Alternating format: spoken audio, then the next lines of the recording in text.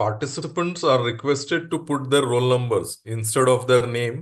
Dr. Jay Kumar Pandey, Dr. Kajal Kiran, you don't have the roll number, but Dr. Sonali, Dr. Omakant, Dr. Arun, uh, Dr. Dharamveer Singh, Pawan Kumar, Trisha Salve, Realme. Kindly put your roll numbers, please. जब तक कि आपके roll number नहीं रहेंगे, आपकी attendance count नहीं होंगी। Realme RMX ma'am, आपका जो रोल नंबर आप डालिए, जिसके पास में रोल नंबर नहीं है वो व्हाट्सएप पे अपना नाम बताए। अगर लीस्ट है, Amol, I would request you to share the list of roll number again. Okay sir.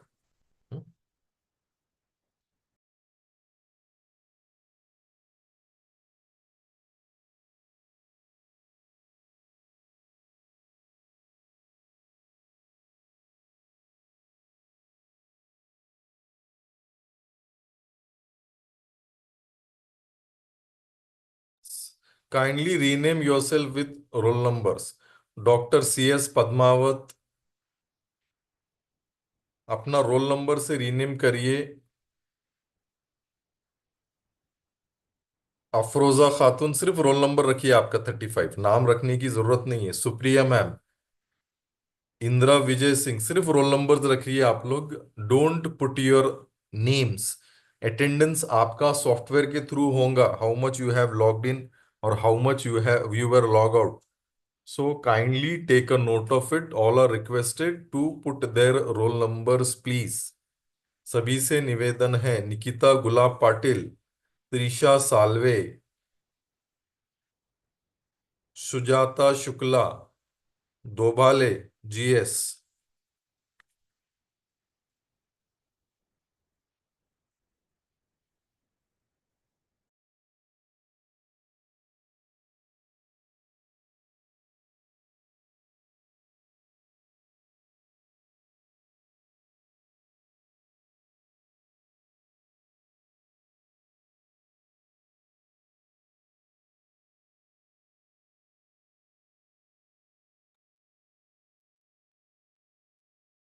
Participants kindly put your roll numbers, नाम बिल्कुल निकाल दीजिए। श्रीकांत मिश्रा, नीता राय,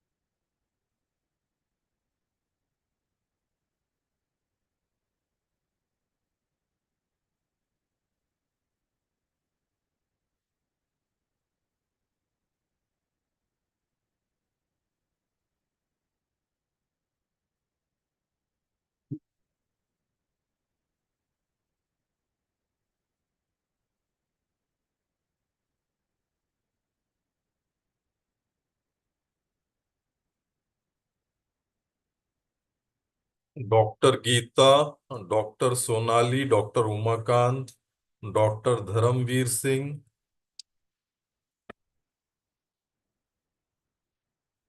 Shrikant Mishra, mister Bala Saheb Taur, Pawan Kumar, Prashant Sarode, Sujata Shukla.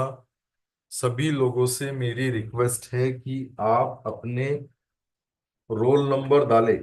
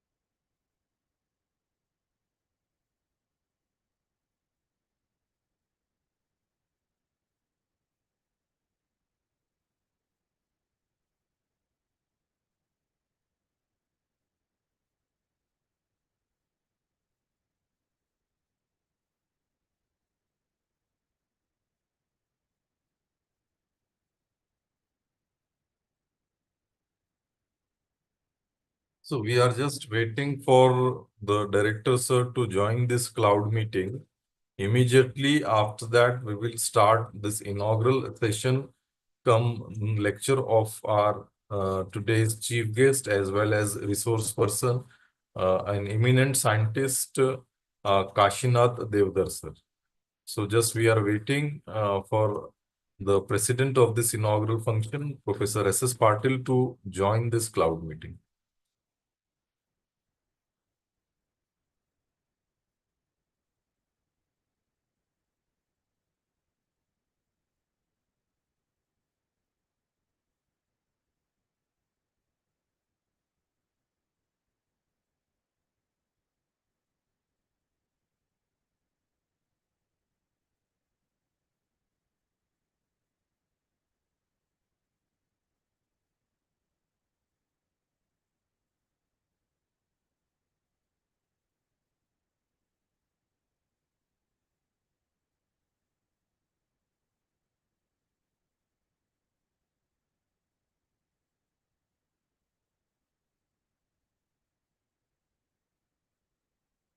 Yes, sir.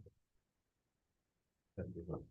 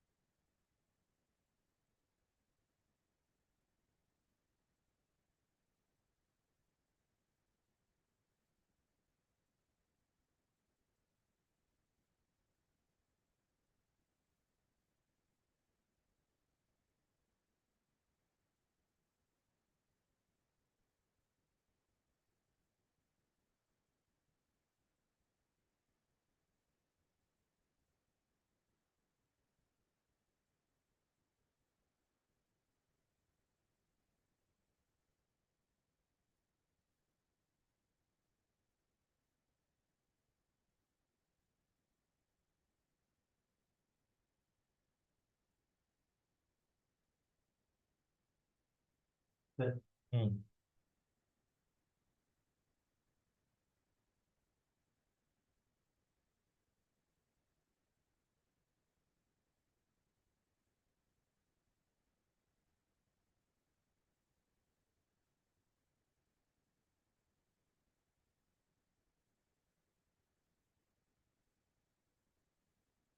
I would request all participants to open their cameras. सभी participants अपने अपने camera open करें. All participants open their cameras, be in a comfortable position for this inaugural session so that more interactive session can be there.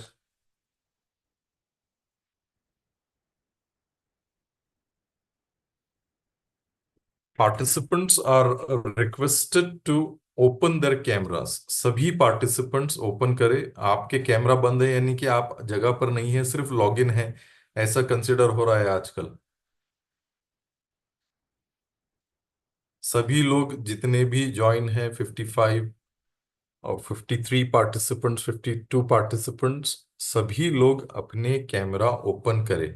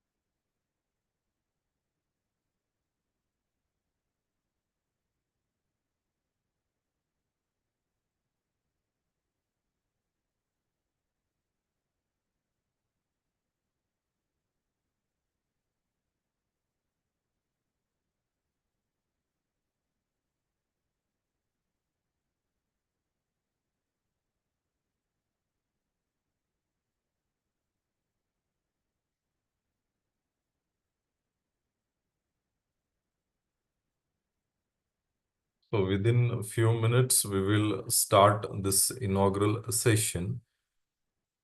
It is already told in the induction meeting that how much important this course is when it comes to the National Education Policy 2020.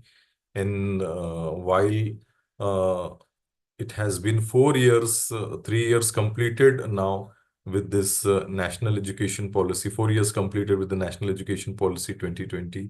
And majority of things like multiple entry exit, credit transfer, academic bank of credit, then more stress on skill development, all things have been cleared.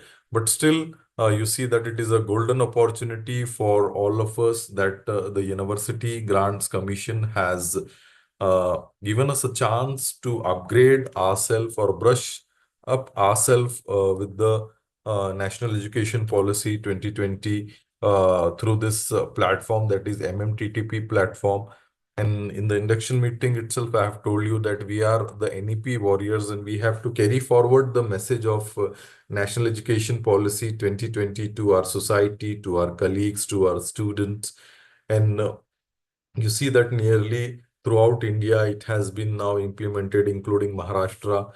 This year, we have implemented completely, we have adopted this NEP 2020. So you should take this opportunity with both the hands, and you should see that these things, whatever lectures are delivered by the experts, pan India level, we have invited the experts from Rajasthan, from Odisha, from Himachal Pradesh, then within Maharashtra, from Nagpur and Amravati. The resource person will be from pan India level. So you have to take this opportunity and try to see that maximum lectures are should be interactive. There should be a two-way communication, not a one-way communication, or just listening out or putting your mobile setting your mobile at a side, just logging in. It is a golden opportunity to all of you, that renowned resource, including our today's resource person. When I will deliver his introduction, you will know that how much important key personality he is in the field of defense. So you should take this opportunity grab the opportunity with both the hands, and you should put up your queries in front of the resource person, and you should take away something from this course. When at the end of the 8 days program, when we will complete this program, you should have something in your pockets, in your bags, and you should deliver those things to your colleagues and students. So I hope that all of you will uh, enjoy this journey of 8 working days, 2 week, 8 working days, and all of you will carry forward the message. So our director sir has joined our cloud meeting. So I would now request Amol to make him a co-host and start the university song.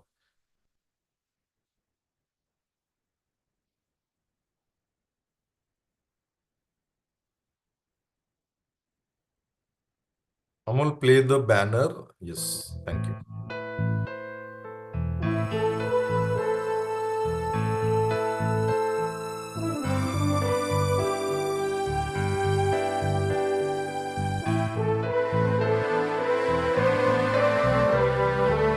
गीत आमुचे आकाशाचे, गीत आमुचे सागराचे, इतिहासाचे जनमनाचे, गीत आमुचे जागराचे, गीत आमुचे आकाशाचे, गीत आमुचे सागराचे,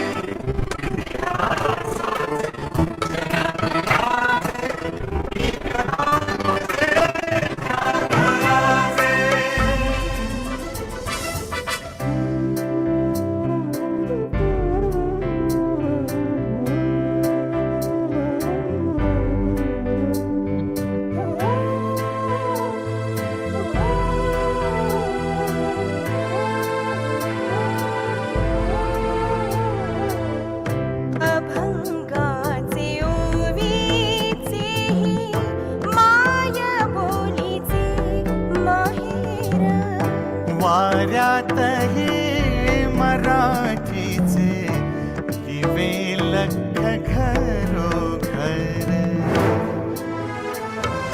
संत महंतांचे विरागी, गीत आमुचे कागडाचे, इतिहासाचे जनमनाचे, गीत आमुचे जागराचे.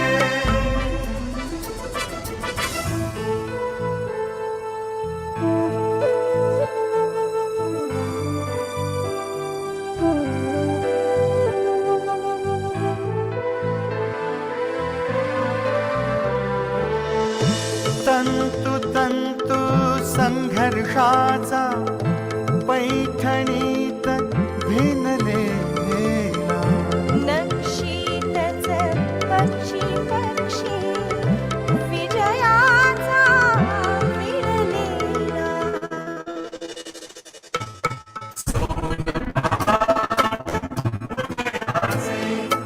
गीत आमुचे उजेडाचे, इतिहासाचे जनमनाचे, गीत आमुचे जागराचे.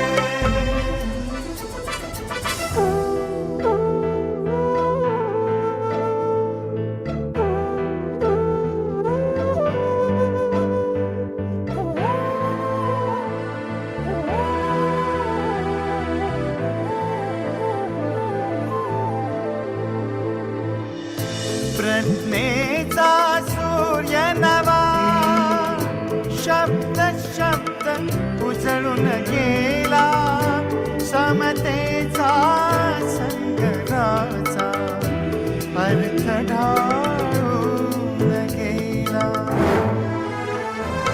विराट विशाल संस्कृतीचे गीत आमुचे जीवन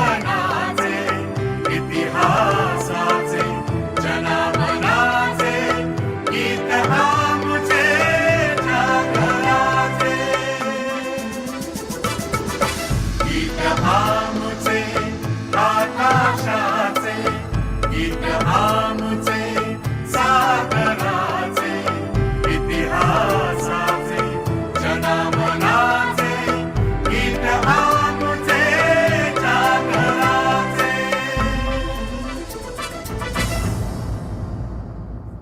Thank you, Amul. You can stop the banner.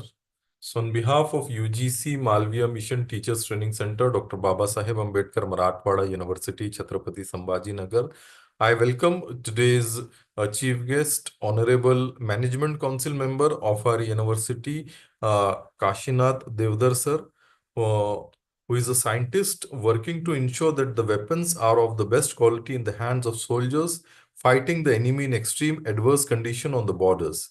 Recently retired as a group director of the Armament Research and Development Establishment, ARDE, in Pune. He is counted among the few gun and cannon expert in the country. Born in Satara native village Pandharpur, completed his 10th in Bid district of Marathwada, graduated in mechanical engineering from Kolhapur, completed education on the bench as a father secondary school teacher.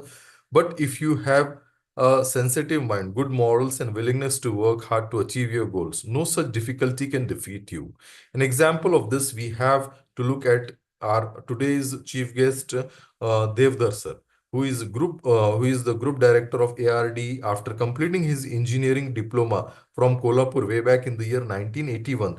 Devdar sir started doing rural development work in rural areas of Bid district. He established good contacts in about 45 villages of the district. Devdar sir constantly felt that he should do something for the country like his father and other elder brothers. Meanwhile, Devdar sir came to know about ARDE and gave its entrance exam. After succeeding in that, he joined ARD as a scientist assistant way back in the year 1982. After completing the evening course, he has obtained the degree of BE Mechanical and started working as a scientist, completed his post-graduation in ME with specialization in Advanced Weapon Technology from Institute of Armament Technology, Pune, the only institute in India. As a PhD scholar, he has studied advanced weapon. After passing through the stages of project officer, divisional head, he now retired as a group director. While working in ARDE at various levels, Devdar sir got the opportunity to work on many important projects. Weapons for the Army, Navy, and Air Force are developed here. Devdar sir has done a very good job in this also. He played an important role in increasing the effectiveness of tanks and their accuracy. He was given the task of anti-aircraft gun design, aiming at a tank or a gun in fairly stable. However, an anti-aircraft gun target is moving very fast, so it is very important to achieve accuracy. He played an important role in bringing accuracy in the system of target engagement. However, his most important achievement was the 84 lightweight launcher. Devdar sir led the group and played a key role in development and design of this gun. They succeeded in reducing the weight of shoulder-fired launcher from 26 kg to 14 kg, a new weapon. Many things should be kept in mind while developing. Devdar sir explained that this weapon should be able to use equally ranging from minus 40 degree to 50 degrees in Himalayan ranges, the desert area of Rajasthan, or the dense forest of Northeast. Trials of this launcher in various environment and condition has been completed and technology has been transferred to armament industry. The launcher will be available for the use of actual troops in the coming months. For his excellent work, Shri Devdar sir has been honored with the commendation certificate at the national level way back in the year 1999 and 2005. And Scientist of the Year award way back in the year 2006. He has been honored with the Pioneer Award under Self-Reliant India campaign for technology transfer of LGA Tejas fighter and trainer aircraft Kanpoi server system, roof desk system. Apart from his office work, Devdar sir works honorary as a publicity head of West Maharashtra region of Vigyan Bharati, a nationwide NGO. Vigyan Bharati works from awareness to project to make science and technology available to the grassroots element of the society. Known as Swadeshi Science Movement, Research Institute of Knowledge, and thought of Dr. Shripati Shastri Research Institute of Social Science, Pune. Serves as the chairman and director of Khadi Education Institute. He is currently working as a member of Management Council of our university. So indeed, it is really an honor and pleasure to have him here as a chief guest. So I would now request Dr. Deodhar sir to deliver a inaugural address. First, he will deliver the inaugural address, and after that, a full-fledged lecture of 1 hour will be there. Over to you, sir. नमस्कार सभी प्रतिभागियों को मेरा नमस्कार। और आप सभी लोग मेरे ख्याल से जो डॉक्टर कलाम के विचार से जाएं तो शिक्षक, प्रोफेसर, फैकल्टी, ये जो कम्युनिटी है ये देश को शेप करने वाली कम्युनिटी है।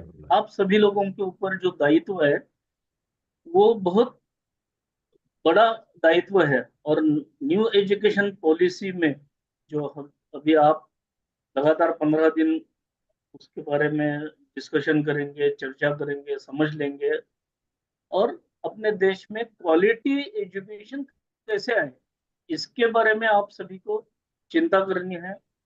और डॉक्टर कलाम तो बोलते थे, एक बात है, मैं जब भी सर्विस में था, डीआरडीओ में था, तो डॉक्टर कलाम मेरे बॉस रहे हैं, उनके साथ बहुत काम करने का मौका मिला है। So he always says dream big dreams, मतलब छोटा चीज देखना नहीं है, बड़ा चीज देखो।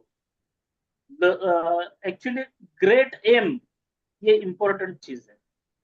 और लर्निंग्स के बारे में वो डॉक्टर कलाम बोलते थे, learning gives you a creativity, creativity leads to thinking, thinking provides you a knowledge, and knowledge makes you a great.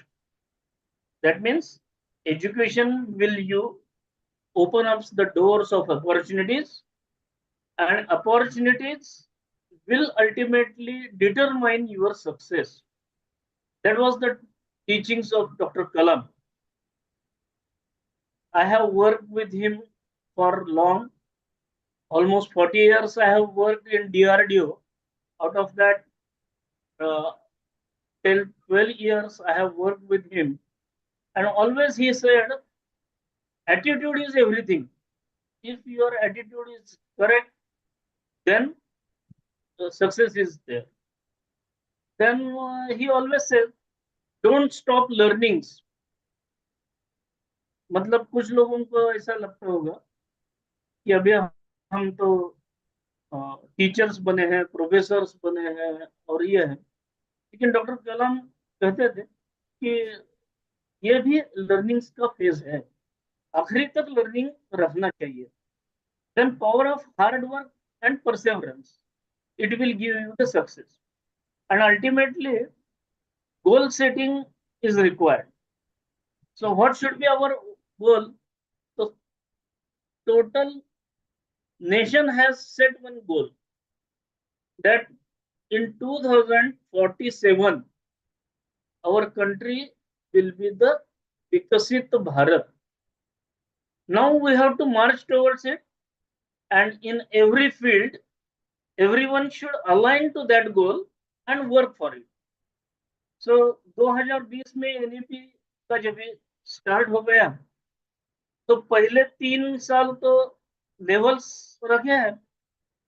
तो पहला साल तो पहले 2-3 साल में फाउंडेशन, उसका प्रसार प्रचार ये करने के लिए रखे थे। बाद में 23 से 27 तक जो भी कंप्लायंसेस है उसको कंप्लायंसेस को सेट करना है।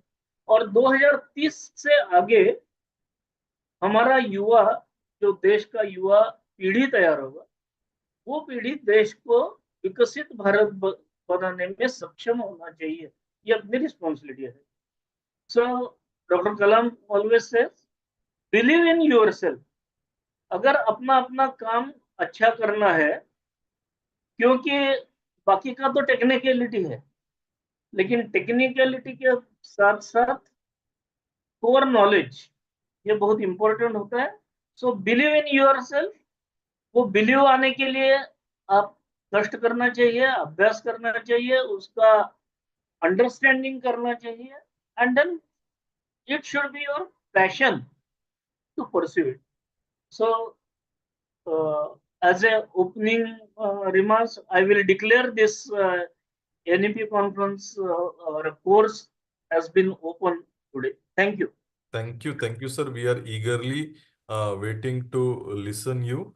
Also joined today this meeting our Honorable Director of the Malviya Mission Teachers Training Center, Dr. Babasaheb Ambedkar Marathwada University, Chhatrapati Sambhajinagar, Professor S.S. Patil sir, Senior Professor, former Head, Department of Environmental Science of our university, also currently working as a Director of this UGC Malviya Mission Teachers Training Center, Dr. Babasaheb Ambedkar Marathwada University, Chhatrapati Sambhajinagar. A person with a vast teaching and research experience, have headed a Department of Environmental Science twice, also has held the position of Director Board of BCUD of our university, or a person who has achieved a lot when it comes to international collaboration, as well as he has patents to his credit, a number of publications to his credit, has successfully guided PhD research scholars, a person who has taken the vision of the department to the next level of our research and development, and also the university administration. So indeed, it is really a pleasure and honor for all of us to have him here as the president of this inaugural session. So I would now request Professor S.S. Patil sir to deliver a presidential remark to this inaugural session. Good afternoon, all of you, and welcome to your for this NEP orientation and sensitization program. As respected the chief guest of this function, Honorable Sri Deodhar sir, who is a management council member of this university, nominated by the Chancellor. My colleague Dr. Rafe, and you all fellow participants. This NEP orientation and sensitization program is to improve the teaching pedagogy and also to improve the teaching techniques. But the most important part for this NEP is there is an inclusion of or inculcation of the skills. Skill inculcation is very important. And the most important part is that the policy which has been made, which is exclusively useful for the job, which is a job oriented, which includes on-job trainings. Even it is for the improvement of GR. But as it is rightly pointed out by Deodhar sir, we being a teacher, that we should have to have a commitment to the students, society, and even excellence of the students. And we should also inculcate the basic human values to become a good teacher in ourselves. As it has been expected that this NEP orientation program, which should be aligned with the Indian knowledge system, holistic and multidisciplinary educations, as well as it is the most important part is that the R&D and the communication technology, as well as skill developments, these are the core areas of this NEP programs. I believe that during this sensitization programs, these all core aspects will be covered, and you will enjoy this NEP orientation program for a week or two. And I believe that you will also interact with every experts, and we are trying to invite the experts from the Pan India, and you will have an opportunity to interact, not only interact with them, but also to share your views about the NEP implementation, and see that while at the end of course you will be backed with some information, some knowledge, some technology which will be very useful to the students when we deliver or when we pass on to them. We have to look after the student's career, and we are found to be instrumental for shaping of the student's career. And that is what, being a teacher, we should see that the for each problem of the students, because role of the teacher is it becomes a problem solver of the students, mentor or trainer of the students, and we should also act as a support member or assisting the students, which is very, very important. And we have an opportunity to inculcate the professional skills to the students, and we have a professional opportunity in the market also, whether it is a research, whether it's a product development, whether it's a product driven services, or whether it is a daily needs support services, commercial services, administrative services, and knowledge driven services, which are very, very important, that we should see that the students should be well equipped with all kinds of that kind of skill. And does the skill development means what? Is it a couple of technical, vocational, or the skill courses? Certainly not, because you know that unless and until we don't really do not inculcate the professional skills, whether it is a personal skill or even the people skill, I think student will not be able to perform. And you know that when we want to assess the performance academically, we all know that academic rating is just for shortlisting. It is just for shortlisting. But whenever we wanted to really become a mentor of the students, we should see that we should set the level of the students also, because we have to inculcate the technical skills, technological skills, subject matter skills, and even the commercial and legal skills to the students. And I believe that during this orientation sensitization programs, you'll equip with all kinds of skills which are very necessary to include as a part of curriculum. And when we pass on it to students, definitely will be instrumental in shaping of the career students. I think with this remark, I wish you all the best for this NEP orientation and sensitization programs, and thank to the chief guest of this function. Thank you very much.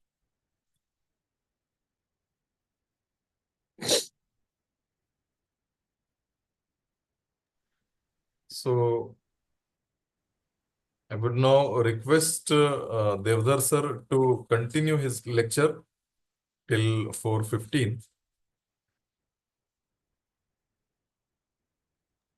Deodhar sir, you are there? Yeah. Yes. So you can continue now till 4:15. Okay. Friends, मैं 40 साल defence में काम किया है, आप सबको मेरे introduction से पता चला होगा। और 40 साल डिफेंस में काम करते करते मुझे एक्सपीरियंस भी बहुत मिला है। जैसे डिफेंस में बोला जाता है, हर काम देश के नाम। जो भी हम काम करने जा रहे हैं वो देश के लिए है। फर्स्ट देश के लिए पूरा काम करना है। Every action is directly responsible for our nation. तो जो अगर हम अच्छा करेंगे, देश अच्छा होगा। तो हमारी कोशिश ये रहेगी कि हम अच्छा से अच्छा करेंगे।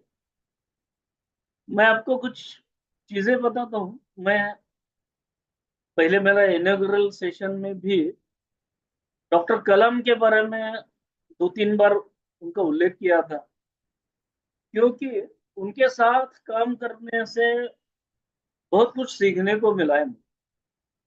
और वो सीखते सीखते देश के लिए कैसा विचार करना चाहिए, ये मैंने उनसे सीखा है। तो मैं मेरा एक इंसिडेंस बताता हूँ, क्योंकि एनईपी के बारे में एज ए फर्स्ट ओपनिंग ये है, तो I will take some points also. लेकिन मेरा एक्सपीरियंस ऐसा है कि मैं 1982 में अपने देश की गन सिस्टम खुद की होनी चाहिए, ये काम करने के लिए जो समिति गठित की थी जो गुट काम कर रहा था उसके ऊपर, उसमें काम करने के लिए मुझे अपॉइंट किया गया। और उस समय हमने जो इंडियन गन सिस्टम है वो गन सिस्टम डिजाइन डेवलपमेंट करने के लिए काम करते करते 4 साल हो गए। लेकिन अपने देश की आर्मी को अर्जेंसी थी, अपने पास कुछ वेपन्स नहीं थे और देश की सुरक्षा का मामला था। तो राजीव गांधी सरकार ने एक फैसला ले लिया और बोफोर्स से, जो स्वीडिश स्वीडिश कंपनी है, उससे 410 गन हमने इंपोर्ट किए। अभी हम लोगों का 4 साल का जो काम था तो वैसे वेस्ट हो गया ऐसा मुझे लग गया। और मुझे जैसा लग रहा था वैसे मेरे पूरा टीम को लग रहा था कि we have wasted our time, 4 years time. लेकिन एक gun system design develop from scratch से करने के लिए वो बहुत कम समय में, तो उस समय अपने पास कुछ नॉलेज नहीं था, टेक्नोलॉजी नहीं थी, तो काम शुरू हो गया था जस्ट। लेकिन जरूरत है करके इंपोर्ट कर लिया और हमारा काम बंद कर दिया। अभी उस समय अपना देश सबसे ज्यादा आर्म्स इंपोर्ट करने वाला देश के नाते जाना जाता था और हमें बहुत बड़ा दुख होता था। लेकिन 40 साल काम करने के बाद जब भी मैं रिटायर हो गया और हम पीछे मुड़ के जब भी देखते हैं तो 2022 की 19 नवंबर को भारत के एक कंपनी है, भारत फोर्ज लिमिटेड करके पुणे में है, उस कंपनी को उसी तोफ का अगला वर्जन जो है लेटेस्ट टेक्नोलॉजी के साथ युक्त, it is the best in the world, उसका 155.5 मिलियन डॉलर का ऑर्डर, एक्सपोर्ट ऑर्डर मिल गया है। तो एक समय था भारत दुनिया का सबसे ज्यादा इंपोर्ट करने वाला देश था, आज हम एक्सपोर्ट करने में लगे हुए हैं। ये स्थिति मुझे बहुत कुछ सिखाती है और अच्छा लगता है। हमें अपना देश 71 वॉर में रशिया से हम बहुत सारे शस्त्रास्त्र खरीदते थे, आज रशिया को हम शस्त्र निर्यात कर रहे हैं उनका जो वॉर चल रहा है उसके लिए।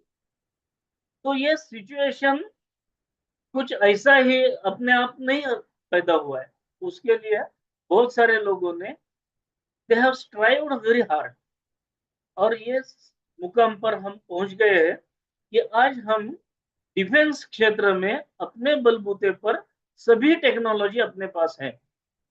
डॉक्टर कलाम उस समय जब कारगिल का वॉर था तभी हमारे बॉस थे, सुप्रीम बॉस कलाम थे।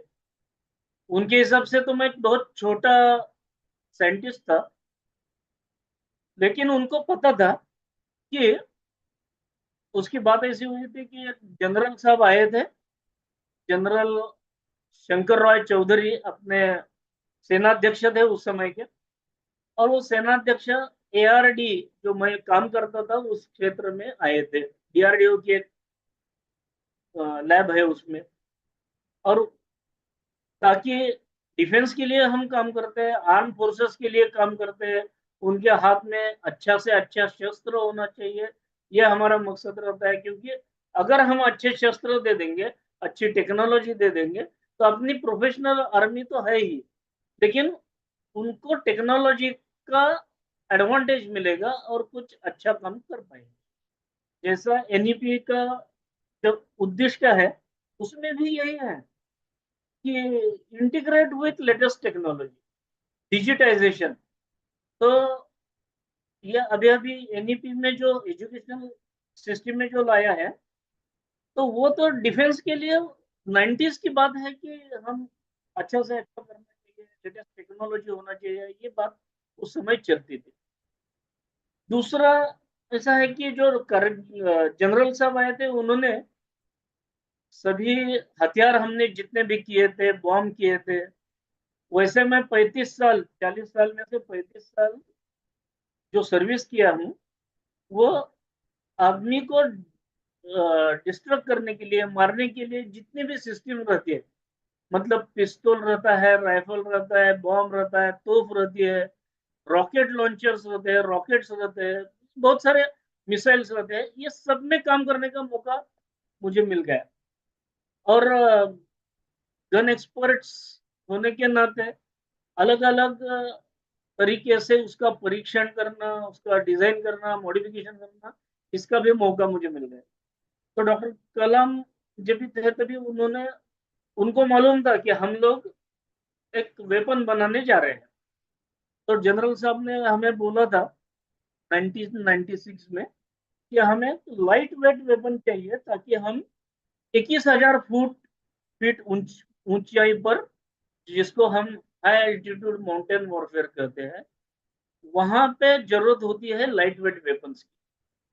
जो हमारे आर्मी के पास वेपन था वो रॉकेट लॉन्चर 26 kg का रॉकेट लॉन्चर।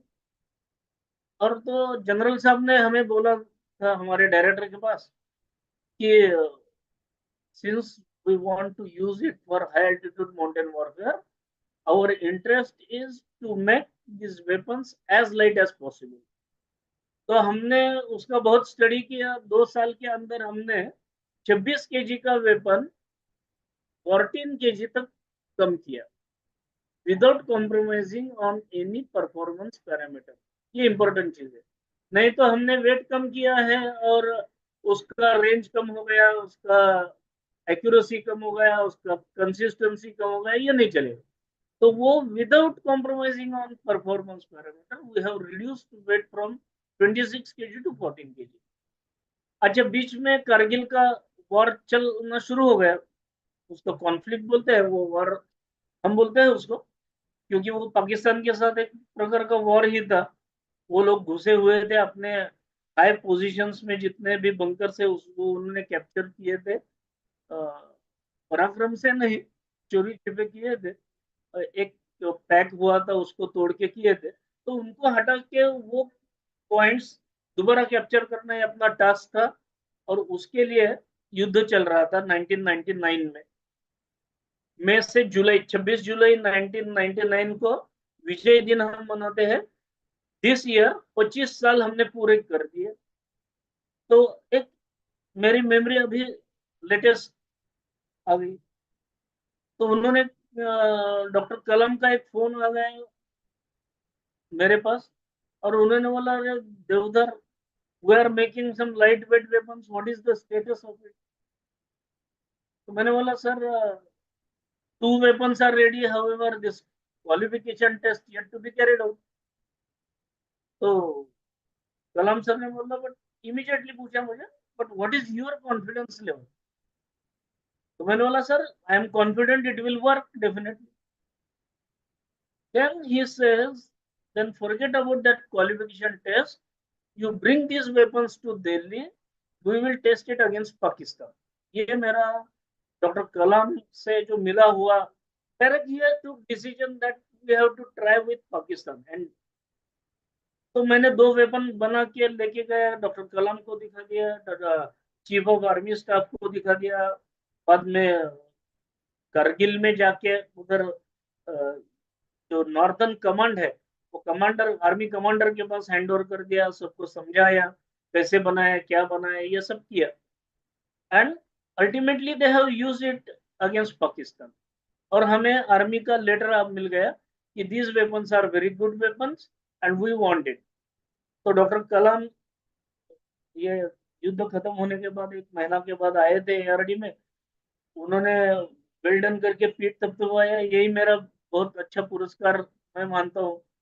और उन्होंने बोला कि since army requires it, you immediately give it to army, try immediate delivery, you try. Then हमने 5 वेपन्स दे दिए। और एजुकेशन और इसमें प्रैक्टिकल काम करने में कैसे आता है, ये मुझे उधर पता चला, क्योंकि हमने वेपन तो लाइट वेट करके दिए थे आर्मी को, उसका टेस्ट होना था, क्वालिफिकेशन टेस्ट। तो आर्मी के जो चीफ थे, जो ट्रायल टीम के जो ओआईसी थे, ऑफिसर इंचार्ज, कर्नल साहब थे। कर्नल साहब ने बोला देवधर साहब फायर करके दिखाओ इसको। अभी मैं बोला मैं तो सिविलियन हूँ, मैं तो डे एंड नाइट फायर नहीं करता हूँ, आप लोग डे एंड नाइट फायर करते हैं। आपको तो मालूम है एक पिस्तौल फायर करने के लिए आपको ये चाहिए, परमिशन चाहिए, अथॉरिटी चाहिए, ट्रेनिंग चाहिए, लाइसेंस चाहिए, ये सब हमारे पास नहीं है, तो हम कैसे फायर करेंगे? तो बोले who will believe on your weapon, आपने वेपन बनाया तो आपको ही ये करना पड़ेगा। उन्होंने क्लियर कट बोला I will not put my boys for any risk, क्योंकि उसमें रिस्क है। मैं बोला क्या रिस्क है? तो उन्होंने एक एक्सीडेंट रिपोर्ट मेरे सामने रख दिया और उसमें लिखा था, मेरे वेपन का नहीं लेकिन सिमिलर वेपन का एक एक्सीडेंट उनके पास हुआ था, और उसमें बॉम्ब जो रहता है कंधे पर से फायर करने वाला जो रॉकेट लॉन्चर रहता है, उसमें से जो बॉम्ब है वो एनिमी की तरफ जाके फटना चाहिए। ये एक्सीडेंट में उनके कंधे पर ही फट गया, एंड उसमें एक लाइन लिखा था the heads of two jawans were blown away by 100 meters, और it was very fatal accident, दोनों का मौत हो गया ऐसे। तो इस ऐसे रिस्क में हम तो नहीं रिस्क लेंगे, आपको करके दिखाना पड़ेगा।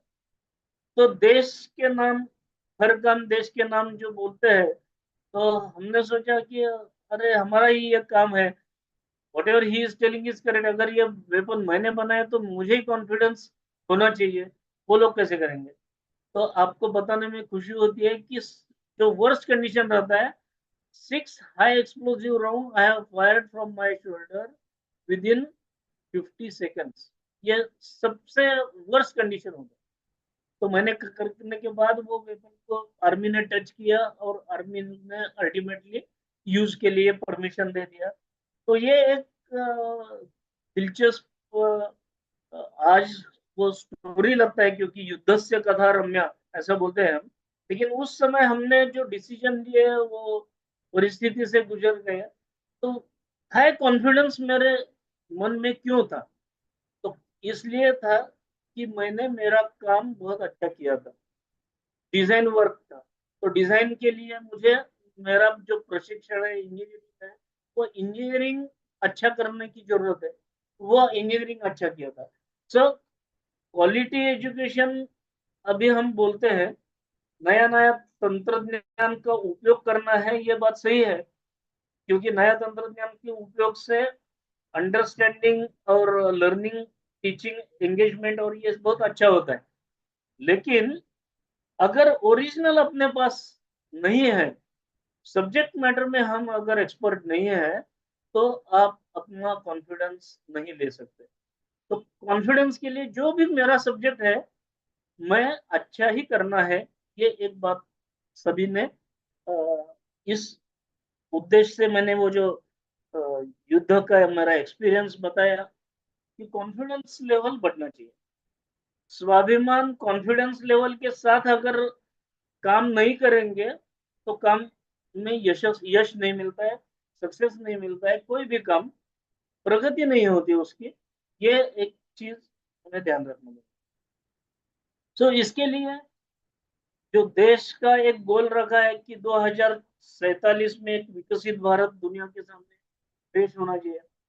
डॉक्टर कलाम हमें ऑलवेज बोलते थे कि स्ट्रेंथ रिस्पेक्ट बाय स्ट्रेंथ, आपका तत्व ज्ञान कितना भी अच्छा रहेगा तो भी दुनिया में जब माना जाएगा जब भी उसके पीछे ताकत रहेगी।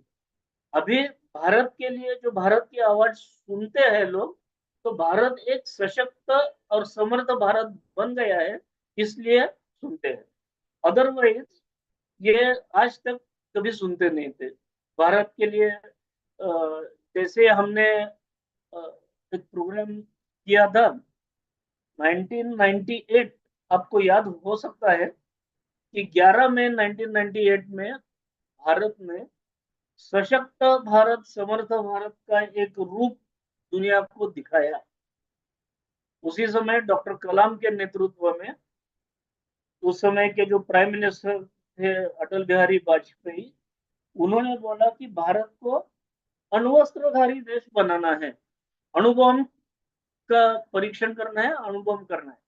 एंड उन्होंने गो अहेड देने से हमने, वैसे डॉक्टर राजा रामन्ना के नेतृत्व में 74 में हमने अणुबम का परीक्षण किया था, और एक न्यूक्लियर पावर कंट्री करके देश जाना जाएगा, ऐसा हुआ था। लेकिन चारों ओर से अपने ऊपर प्रेशर्स आ गए, इंटरनेशनल प्रेशर्स आ गए। Next 24 years we could not conduct a single test. लेकिन जैसे ही हमारा देश ने ठान लिया और प्राइम मिनिस्टर ने बोल दिया गो अहेड, तो डॉक्टर कलाम के नेतृत्व में, डॉक्टर चिदम्बरम के नेतृत्व में हमने 11 में 98 को 3 और 13 में 98 को, और रहे हुए 2 ऐसे 5 अणु बॉम्ब, जिसको न्यूक्लियर टेस्ट कहा जाता है। जो फिजिक्स के है उनको मालूम रहेगा कि there are some fusion technology, fusion technology, hydrogen bomb, ये कंसेप्ट है उसमें। एक्सप्लोजन जैसा होता है, इम्प्लोजन भी करना पड़ता है, और ये सब उसका तरीका है। I will not go in details with technical details, लेकिन एक अपना देश सशक्त के सशक्त भारत के रूप में खड़ा हो गया। लेकिन इतना सशक्त नहीं था उस समय। पूरे दुनिया ने भारत को सैंक्शंस लगा दिए थे, और हम बहुत हार्ड सिचुएशन से गुजर रहे थे। तो डॉक्टर कलाम उस समय हमारे नेतृत्व में थे। हमने 5 अणुबॉम्ब कर दिए थे, और डॉक्टर माशेलकर उधर दिल्ली में डायरेक्टर जनरल सीएसआई के नाते, सीएसआईआर के नाते काम कर रहे थे। तो ये सभी लोगों का मैंने नजदीक से संपर्क में रहा हूँ, इसलिए उनके विचार और वो कैसे देश के लिए काम करते हैं देखा है। 18-18 घंटा डॉक्टर कलाम काम करते हैं, और आर्मी तो 24/7 देश की सेवा में रहती है। इसलिए आर्मी से, जब ये 85 की बात है, एक मेरे पास टास्क था कि जो टैंक गन है अपना, वो टैंक गन का एक्यूरेसी बढ़ाने का टास्क मेरे पास था, और मैंने कर दिया था। उसका टेस्टिंग के लिए मैं बबीना में, जो झांसी के पास है, उधर गया था। बबीना में झांसी के पास गया तो 75 आर्मर्ड रेजिमेंट में, और उस समय मैं बहुत जूनियर था, और आर्मी में सीनियोरिटी जूनियोरिटी के साथ उनकी व्यवस्था की जाती है। तो मेरी व्यवस्था, जो बैरक रहता है, जवान जहाँ 20 जवान एक जगह में, निशान हट अपने नाम सुना होगा, वो हट में रहते हैं। उस हट में जवानों के साथ मेरी रहने की व्यवस्था की थी, और मैंने पूरा जीवन आर्मी का नजदीक से देखा। जो हम बोलते हैं हर काम देश के नाम, बोलना अलग चीज है और करना अलग चीज है। हम कुछ पद्य पंक्तियां में भी बोलते हैं कि तेरा वैभव अमर रहे, इसलिए काम करते हैं। लेकिन आर्मी नेवी एयरफोर्स वाले 24/7 काम करते हैं, रक्षण करते हैं, अपनी देश की रक्षा, अपनी जमीन की रक्षा, अपनी समुद्र की सीमा की रक्षा, अपने स्पेस में जो एसेट है उसकी सुरक्षा, हवाई जो अपना टेरिटोरी है, एयरफील्ड जिसको कहते हैं, उसकी सुरक्षा, ये सब आर्मी नेवी एयरफोर्स और स्ट्रेटेजिक फोर्सेस मिलके सब करते हैं।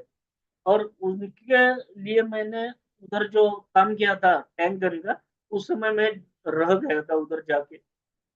तो जवान सुबह में 4-5 घंटा वो एक एक्सरसाइज करता है मैदान में जाके, शाम में 3 घंटा एक्सरसाइज करता है। तो ऑलमोस्ट 5.5-6 घंटा डेली वो बहुत अच्छा एक्सरसाइज करता है।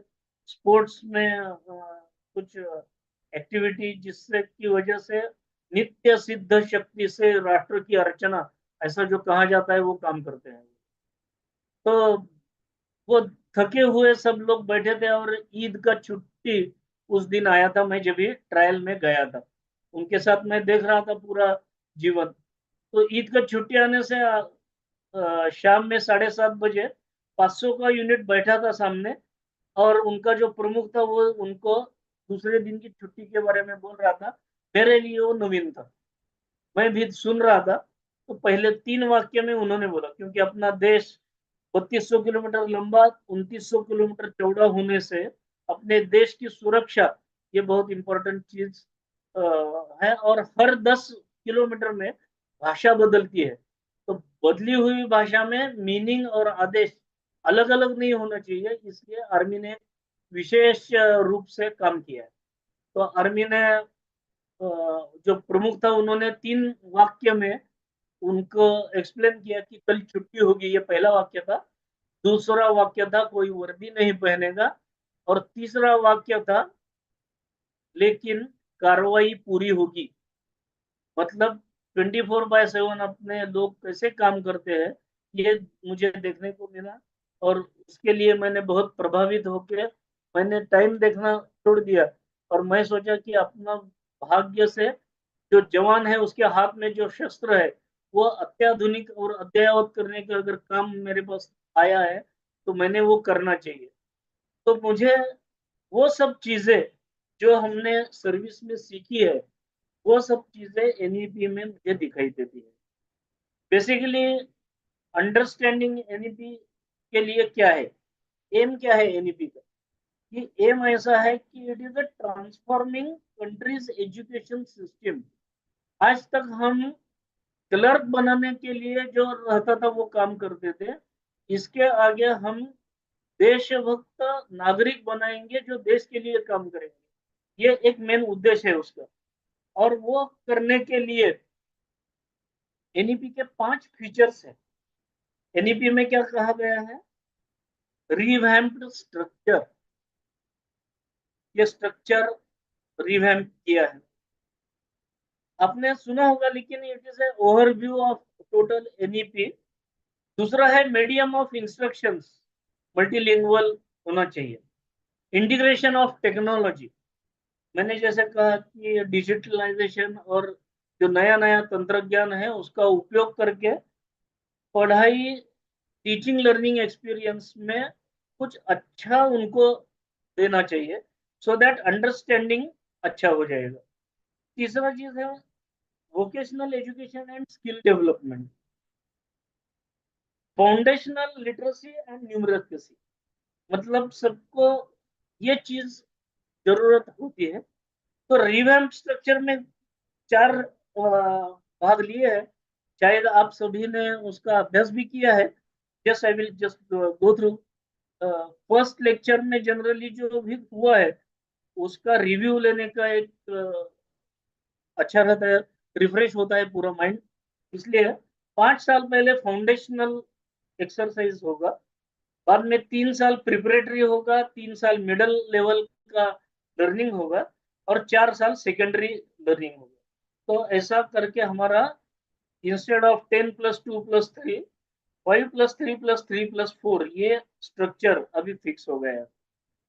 मीडियम ऑफ इंस्ट्रक्शन, मैंने बोला कि जो फाउंडेशन लेवल है उसमें मदर टंग से जो कहा गया है, जितने भी मैंने नाम लिए हैं, जितने भी साइंटिस्ट देखे जो इंटरनेशनल लेवल के साइंटिस्ट हैं, उन्होंने अपने अपने मातृभाषा में उनका पहला पढ़ाई किया है, इसलिए वो मुकाम तक गए हैं, ऐसा मेरा मानना है।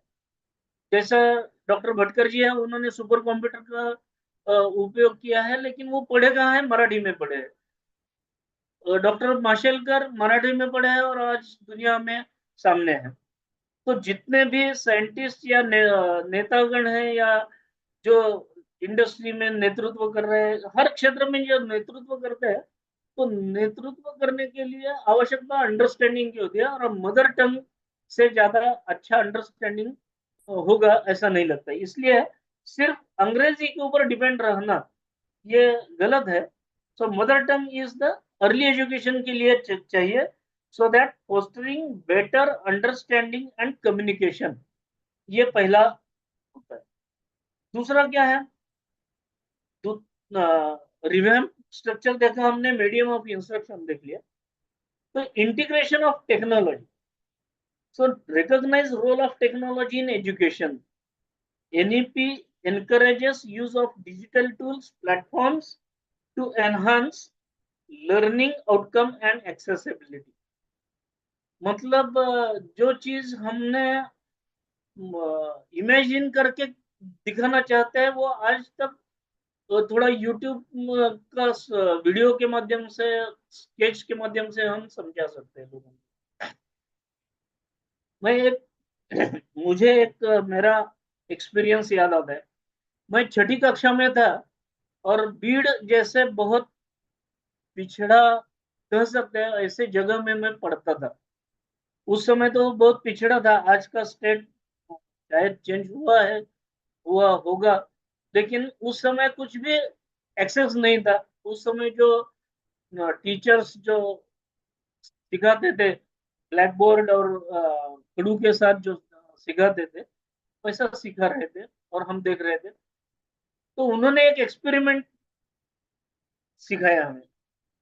एक्सपेरिमेंट ऐसा था कि अगर किसी भी चीज को हम हीट दे देंगे, हीट करेंगे, तो वो एक्सपांड हो जाता है, प्रसरण हो जाता है उसका, और उसका वॉल्यूम बढ़ता है। अभी ये लाइन सिखा तो दे दिया, लेकिन उसका अंडरस्टैंडिंग कैसे होगा? तो उन्होंने क्या किया, एक एक्सपेरिमेंट हमें दिखा दिया। और एक एक्सपेरिमेंट आप सभी ने देखा होगा, छठी कक्षा का एक्सपेरिमेंट है कि एक लोहे की रिंग से एक ब्रास का बॉल नीचे जा रहा था, और बिल्कुल उसका डायमेंशंस ऐसा सेट किया था कि just ball is passing through that ring. और बाद में क्या किया, स्पिरिट लैम्प के ऊपर से ब्रास बॉल को एक्सपांड करने के लिए मतलब हीट दे दिया, और धीरे धीरे हमें वो दिखा दिया कि ये हम हीट देने से उसका वॉल्यूम चेंज हो रहा है। वॉल्यूम चेंज कैसे होगा, उसका एक्सपांशन होता है, ये कैसे पता चलेगा? तो एक समय ऐसा आता है कि वो रिंग से नीचे नहीं जाता है। तो ये देखने से पता चलता है कि एनी सॉलिड मैटर वो बाद में हम उसके हिसाब से लिक्विड के लिए कैसा होता है, सॉलिड के लिए कैसा होता है, गैसेस के लिए कैसा होता है, बाद में पढ़ते रहते हैं। लेकिन ये जो चीज है वो कभी भूलते नहीं है कि उसमें से जो बेसिक फंडामेंटल है वो फंडामेंटल पता चलता है, रूल पता चलता है कि कैसे होता है उसमें। तो ये उस समय मैंने एक क्वेश्चन पूछ लिया। वो शिक्षक थे, आप सभी टीचर्स और प्रोफेसर्स और फैकल्टी है, तो आपका मालूम नहीं मुझे कि आजकल क्वेश्चन पूछना चाहिए, ये हम देखते हैं। लेकिन मैंने क्वेश्चन पूछा था, अगर हम बॉल की जगह में रिंग को एक एक्सपेरिमेंट में हीट करेंगे तो क्या होगा? तो ये एक्सपेरिमेंट के लिए किया, तो टीचर ने मुझे फायर किया और बोला आपका कुछ दिमाग उल्टा ही चलता है। आज हम बोलते हैं your thinking should be out of box. Out of box thinking का ये लगाओ।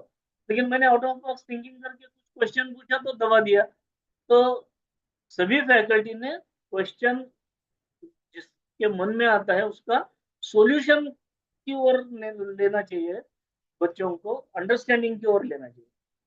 तो आजकल वो टेक्नोलॉजी के हिसाब से यूट्यूब के ऊपर से या वीडियो के द्वारा यही चीज आप दिखा सकते हैं कैसे होता है, समझा सकते हैं, बहुत अच्छा काम कर सकते हैं। सो टेक्नोलॉजी का उपयोग, डिजिटलाइजेशन का उपयोग, it should be use as tools and platforms to enhance learning outcome and accessibility. Then vocational education and skill development, उसमें हम एम्फेसाइज करेंगे importance of vocational education aiming to equip students with practical skills for real world applications। वो जब ये पढ़ाई करके real world में जाएगा तो जो पढ़ा है उसका डायरेक्ट इम्प्लीमेंटेशन करने की क्षमता रखना चाहिए, जैसे मैंने मेरे उपयोग में लाया था। फंक्शनल लिटरेसी एंड न्यूमरेसी, ये सभी को नॉलेज गैप्स जो है उसको बेसिक स्किल्स के द्वारा भरा जा सकता है। ये उसका एक मेन चीज देखना चाहिए। तो उसमें तीन ऑब्जेक्टिव्स, मेन ऑब्जेक्टिव्स है या प्राइमरी ऑब्जेक्टिव्स हम बोल सकते हैं एनईपी के। वो भी आपने पढ़ा होगा कि universal access to quality education, और कोई भी चाइल्ड जो है अगर सीखना चाहता है तो उसको एक्सेसिबिलिटी होना चाहिए। And ensure for every child in India it should overcome socio-economic barriers to education। पहले क्या था, जितने हाई एजुकेशन करना है तो जितने पैसे वाले हैं उसके लड़के पढ़ना संभव था, हर बच्चे को संभव नहीं था। तो ये हर बच्चे को संभव होना चाहिए, इसलिए overcome socio economic barriers to education, ये चीज ये नया पॉलिसी में रखा है। Then promotion of excellence in education and research, promotion of education करते करते how you will improve to foster innovation, creativity and entrepreneurship in education। हम क्लार्क बनाने जाने वाला मैकॉले फॉर्मूला यूज करके हम आज तक समझाया सिखाया, आज हमें क्लर्क्स या जो गुलामी की जो अंग्रेजों की देन है, साइंस इज उधर से आया है ऐसा बोलने वाले लोग थे आज तक, लेकिन आज हमें ये पता चल रहा है कि India was much ahead than other countries. एक अपने इधर के जो साइंटिस्ट थे, उस समय उनको ऋषि कहा जाता था, आर्यभट्ट के नाम से जाना जाता था। उन्होंने ईस्वी सन 499 में 499 एसी, उसमें उन्होंने क्या दुनिया को क्या बताया, अपने निरीक्षण द्वारा उन्होंने बताया कि ये जो पृथ्वी है ये गोल है। सिर्फ इतना बता के रुके नहीं, तो उन्होंने ये भी बताया कि ये पृथ्वी अपने अक्ष के साथ परिवलन करती है, घूमती है, उसका परिणाम क्या होता है, तो सूर्य चंद्र तारे ग्रह नक्षत्र आदि जितने भी खगोल के वस्तुएं हैं वो पूरब से राइज होते हैं, उगते हैं और पश्चिम में उसका अस्त हो जाता है। तो हम क्या बोलते हैं, हमें पढ़ाया गया आज तक गलत पढ़ाया गया है कि हमें कहा गया कि थ्योरी ऑफ रिलेटिविटी ये आइंस्टाइन ने दे दिया है, और आइंस्टाइन ने 115 साल पहले वो बोला है। अगर वो थ्योरी ऑफ रिलेटिविटी मालूम नहीं रहता था तो यह आर्यभट्ट ने ईस्वी सन 499 में ये कैसे कहा होगा कि ये सब रिलेटिव थ्योरी है। तो ये भी सोचने की बात हमें लगती है।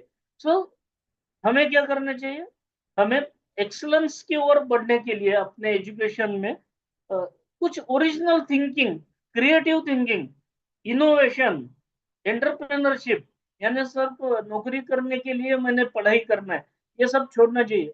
देश के लिए मैं इंडस्ट्रियलिस्ट बनना चाहिए, उद्यमी बनना चाहिए, इसके लिए ज्यादा काम होना चाहिए। ये मूल उद्देश्य है ये। और तीसरा है encourage and support R&D in every field. जैसे हमने अणुस्फोट किए थे, उस समय के जो प्राइम मिनिस्टर थे उन्होंने science and technology as a tool उसका महत्व समझ लिया, और जैसे लाल बहादुर शास्त्री जी ने कहा था कि उन्होंने कहा था जय जवान जय किसान, तो डॉक्टर ये जो अटल बिहारी वाजपेयी थे प्राइम मिनिस्टर, उन्होंने कहा जय विज्ञान। अभी अपने जो प्राइम मिनिस्टर है वो बोलते हैं जय अनुसंधान। ये सब नए नए टूल्स है, उसके हिसाब से हम holistic development of learner to facilitate cognitive, emotional, social and physical development of the student. It strives to create well-rounded individuals capable of contributing meaningful society। हम दुनिया के सामने जब भी भारत का कोई जाएगा तो they should get proper respect. इसलिए डॉक्टर कलाम बोलते थे कि सशक्त तो होना चाहिए, पहली बात है, लेकिन सशक्त जब भी होता है तभी नॉलेज आता है, तो नॉलेज के पीछे भी रहना चाहिए, ये काम। सो ये तो थियरी हो गया सब, ये तीन उद्देश्य, जैसे universal access to quality education, promotion of excellence in education and research, holistic development, ये थियरी हो गए।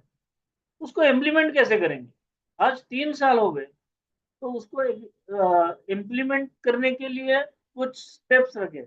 हम अभी ट्रांजिशनल मोड में, पहला 2020 से 2022 ये 3 साल शॉर्ट टर्म गोल रखा था. It focuses on immediate initiatives like revisiting curriculum, teacher training, integration, technology and that type of. अभी हम दूसरे स्टेप में है, टप्पे पे है, और ये दूसरा टप्पा है मीडियम टर्म 23 to 26. उसमें क्या करना है? उसमें concentrates on implementation of key reforms including establishment of national assessment center and development of new curriculum framework. ये सब 26 तक चलेगा. एंड लॉन्ग टर्म में क्या है? 27 से 30 तक मैंने जैसा बोला था. It aims at consolidated reforms achieving की policy goals such as 100% literacy numeracy, then establishing vibrant research culture in the universities.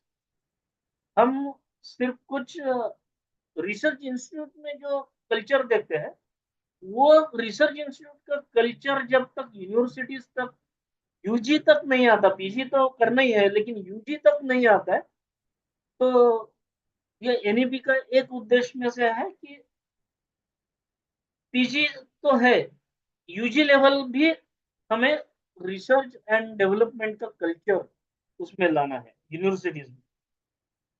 चौथा पॉइंट ऐसा है कि इवैल्यूएशन ऑफ एनईपी, ये 1986 में एक बार हमने एक नेशनल पॉलिसी बनाया था, उसके बाद इवोल्यूशन ही नहीं हुआ था. अभी 2020 में, मतलब ऑलमोस्ट 44 इयर्स बाद हमने वो किया है. And shift focus from equality and open universities to aligning goal of sustainable development and transforming education for 21st century के लिए जो आवश्यकता है वो हमें करनी है. सो फंडामेंटल प्रिंसिपल्स क्या है उसमें? It shape direction of education in the India. मतलब कोर प्रिंसिपल यह है कि एक शेपिंग करना है आगे आने के लिए. तो recognition of unique students, foundational literacy numeracy, flexibility in career trajectory, flexibility to choose career path based on their interest, recognition and support to diverse this thing, elimination of hard separation between, मतलब engineering एक side ले लिया तो commerce नहीं ले सकता है, medical नहीं ले सकता है, ऐसा नहीं. डिसिप्लिन, अलग अलग डिसिप्लिन का स्टडी अगर इंटरेस्ट है तो करने की सुविधा होनी चाहिए. एंड साइंस एंड आर्ट्स का भी एक जिसको मिला होना चाहिए, so that well rounded education system होनी चाहिए. ये एक प्रिंसिपल है. मल्टी डिसिप्लिनरी मैंने अभी बोला, holistic education, integration of diverse field of knowledge to ensure comprehensive learning experiences. ये भी एक इंपॉर्टेंट पार्ट हमें देखना है. कंसेप्चुअल अंडरस्टैंडिंग, उसके ऊपर एम्फेसिस होना चाहिए. मतलब लर्निंग हुआ क्या नहीं तो उसका असेसमेंट करना है, बार बार कंटिन्यूस असेसमेंट करो. उनके साथ जैसा पाटिल सर ने बोला कि बाद में टीचर का रोल से मेंटरिंग का रोल भी करना है.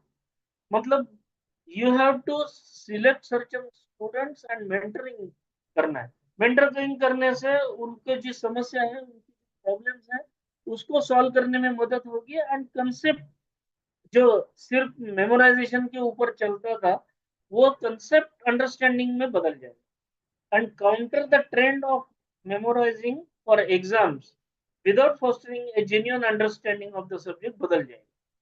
तो promotion of creativity, critical thinking, जैसा डॉक्टर कलाम ने बोला था, लर्निंग गिव्स क्रिएटिविटी. क्रिएटिविटी के लिए लर्निंग की आवश्यकता है. Creativity leads to thinking. अगर आप सोचना चालू करेंगे तो इट प्रोवाइड्स नॉलेज. अगर आपके पास नॉलेज है तो it makes you a great. And greatness आने के बाद आपका विचार भी ग्रेट हो जाएगा, सक्सेस के तरफ जाएगा. So focus on formative assessment वो करना चाहिए. एग्जाम पैटर्न में भी बदल की जरूरत है तो बदलना चाहिए. और कंटिन्यूअस मॉनिटरिंग करके उसको कोर्स करेक्शन लेना चाहिए, फीडबैक सिस्टम लेना चाहिए। ये सब एनईपी में इम्पोर्टेंट एस्पेक्ट्स है। मेरे ख्याल से अगले 2-2.5 वीक में जो भी आपका शेड्यूल है उसमें अलग अलग पॉइंट्स के ऊपर फोकस किया जाएगा और आपको समझाया जाएगा, so that synergy in curriculum across levels, जैसे मैंने बोला था पहले कि उसके कुछ लेवल्स होते हैं। तो लेवल्स के लिए क्या है, नॉलेज का एक लेवल रहता है, कॉम्प्रिहेंशन का एक लेवल रहता है, एनालिसिस का एक लेवल है, एनालिसिस के बाद सिंथेसिस का एक लेवल है, एप्लीकेशन का एक लेवल है, इवेल्युएशन का एक लेवल है। इवेल्युएशन के बाद get feedback, take corrective action and go ahead. So ये सब चीज करने के लिए टीचर सेंट्रिक अप्रोच होना चाहिए। मतलब आप सभी जो टीचर्स है वो सब्जेक्ट मैटर में भी अच्छा करना चाहिए आपने, और आपका खुद का जो सब्जेक्ट है उसमें you have to be master. उसके साथ साथ जो नया नया टेक्नोलॉजी का उपयोग करके हम अंडरस्टैंडिंग कर सकते हैं, टेक्नोलॉजी का मिसयूज भी हो सकता है। मतलब आज जो असाइनमेंट्स है तो हर इंडिविजुअल को असाइनमेंट अलग अलग देने की आवश्यकता पड़ेगी आपको। नहीं तो आजकल इलेक्ट्रॉनिक मीडिया में कॉपी पेस्ट टेक्नोलॉजी से 10 मिनट में सबका असाइनमेंट भी खत्म हो सकता है।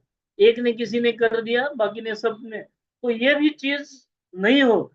मतलब technology is there to help us, लेकिन we have to be alert. Technology का दुरुपयोग भी नहीं होना चाहिए, ये भी चीज हमें देखना चाहिए। कॉपी फ्री एग्जाम के तरफ जाना चाहिए, अंडरस्टैंडिंग प्रॉपर होना चाहिए।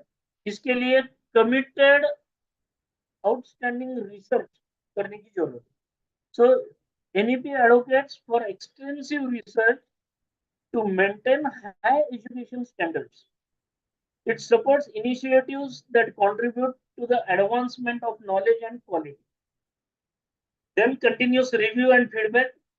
Then you can achieve to create an inclusive and high quality education system, providing students with tools for better standard of living. ये सब करने के लिए कुछ कंप्लायंसेस है, और कंप्लायंसेस में ऊपर ऊपर का कंप्लायंस तो आसानी से एनी एजुकेशन सिस्टम और ये करेगा।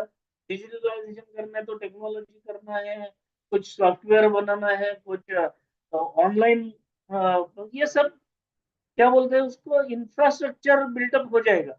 वो तो किसी से करके ले लेंगे। लेकिन आप लोग जो है वो these are the main core.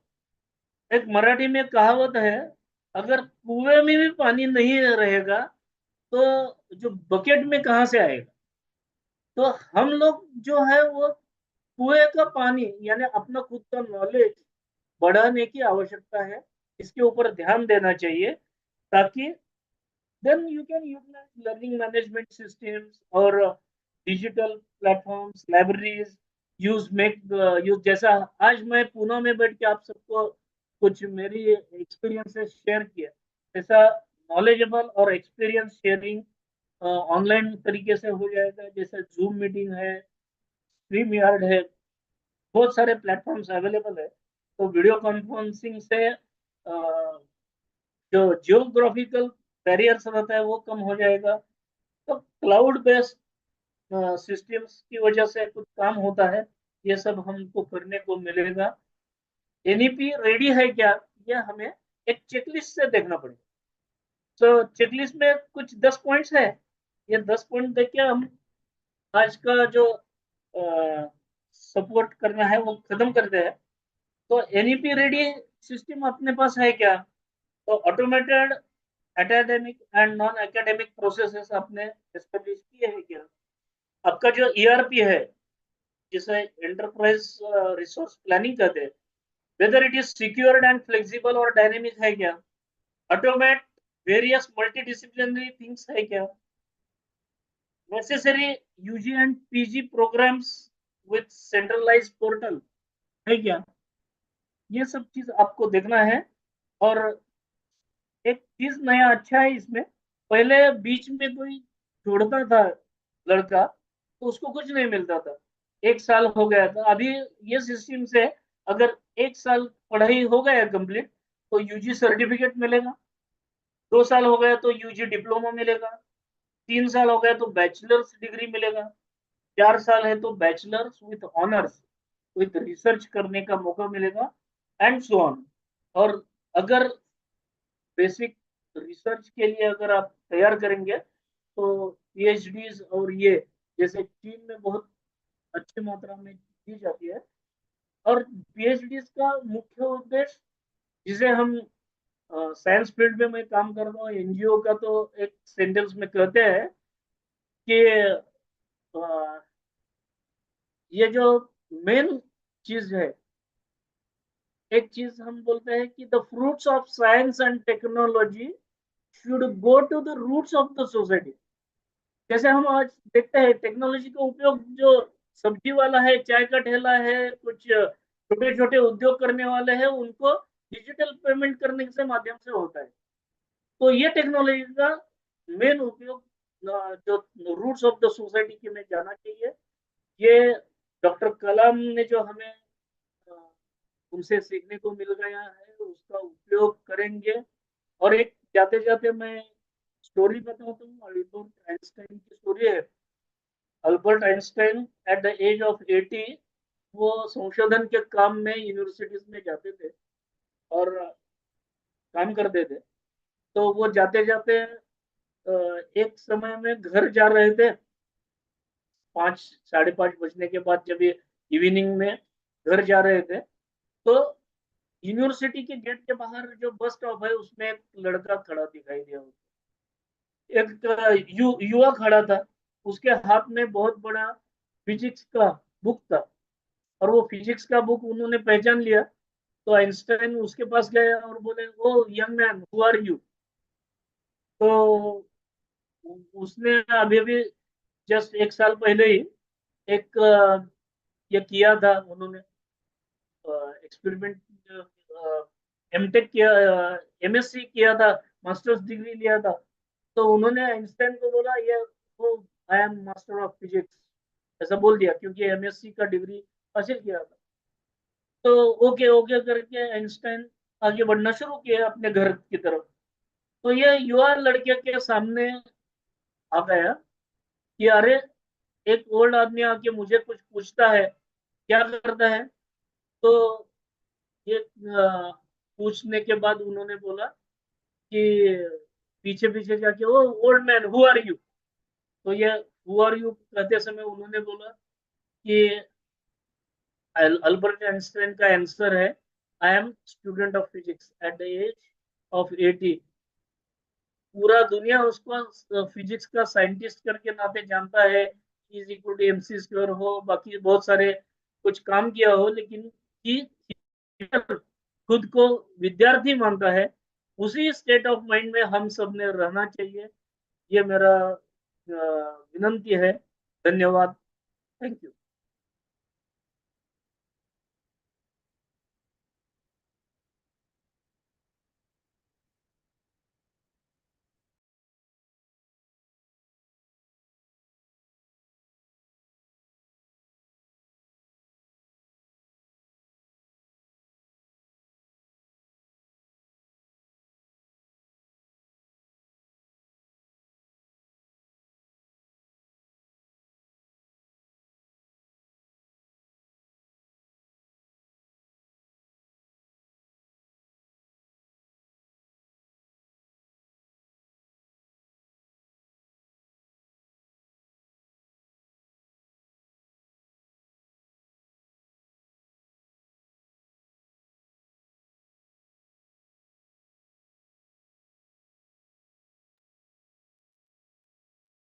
किसी को कुछ क्वेश्चंस या और कुछ चाहिए तो I am ready to answer your questions.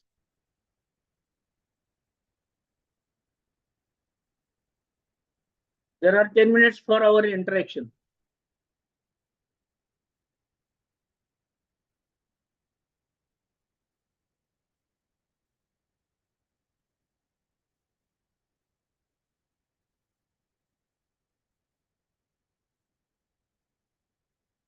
अगर किसी के पास कुछ क्वेश्चंस नहीं है तो कोर्स डायरेक्टर से रिक्वेस्ट है कि दे कैन कंक्लूड।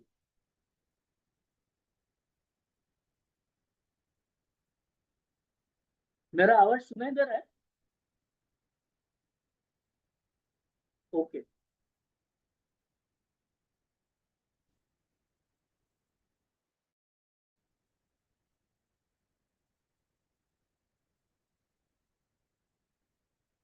पूछिए। 38 नंबर। अनम्यूट अनम्यूट अनम्यूट कर दीजिए। अच्छा, नॉट एबल टू अनम्यूट।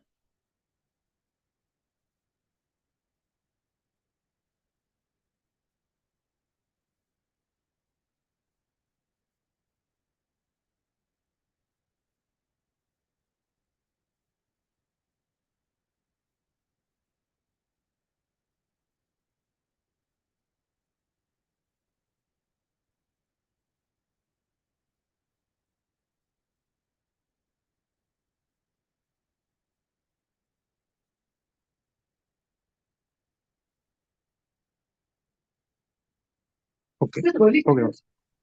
हाँ यस सर, मैं ऑनलाइन हूँ, ऑनलाइन जी। इंटरेक्शन के लिए आपको थोड़ा अनम्यूट करने का परमिशन। अच्छा, अनम्यूट का परमिशन है ना सर उनके पास? All participants you have a permission to unmute yourself. You can unmute and ask the question. सभी पार्टिसिपेंट सहभागी जो है अनम्यूट कर सकते हैं।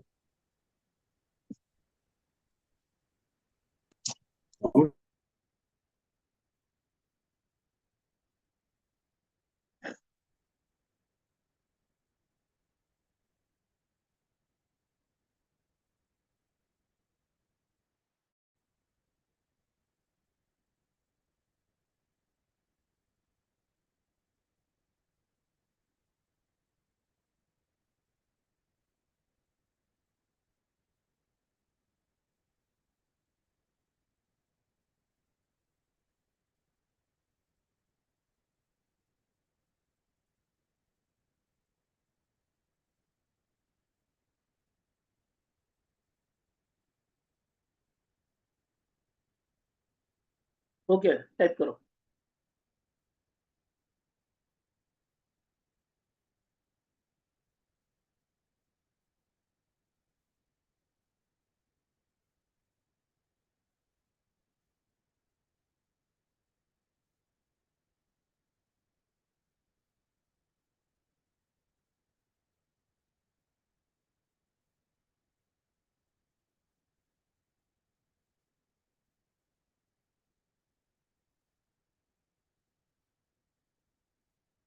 क्वेश्चन क्या है, टाइप किया है क्या?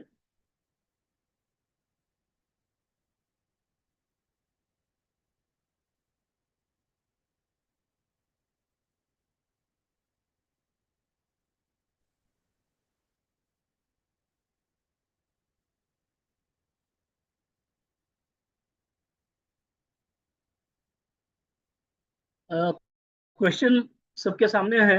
38 नंबर में सबने पूछा है कि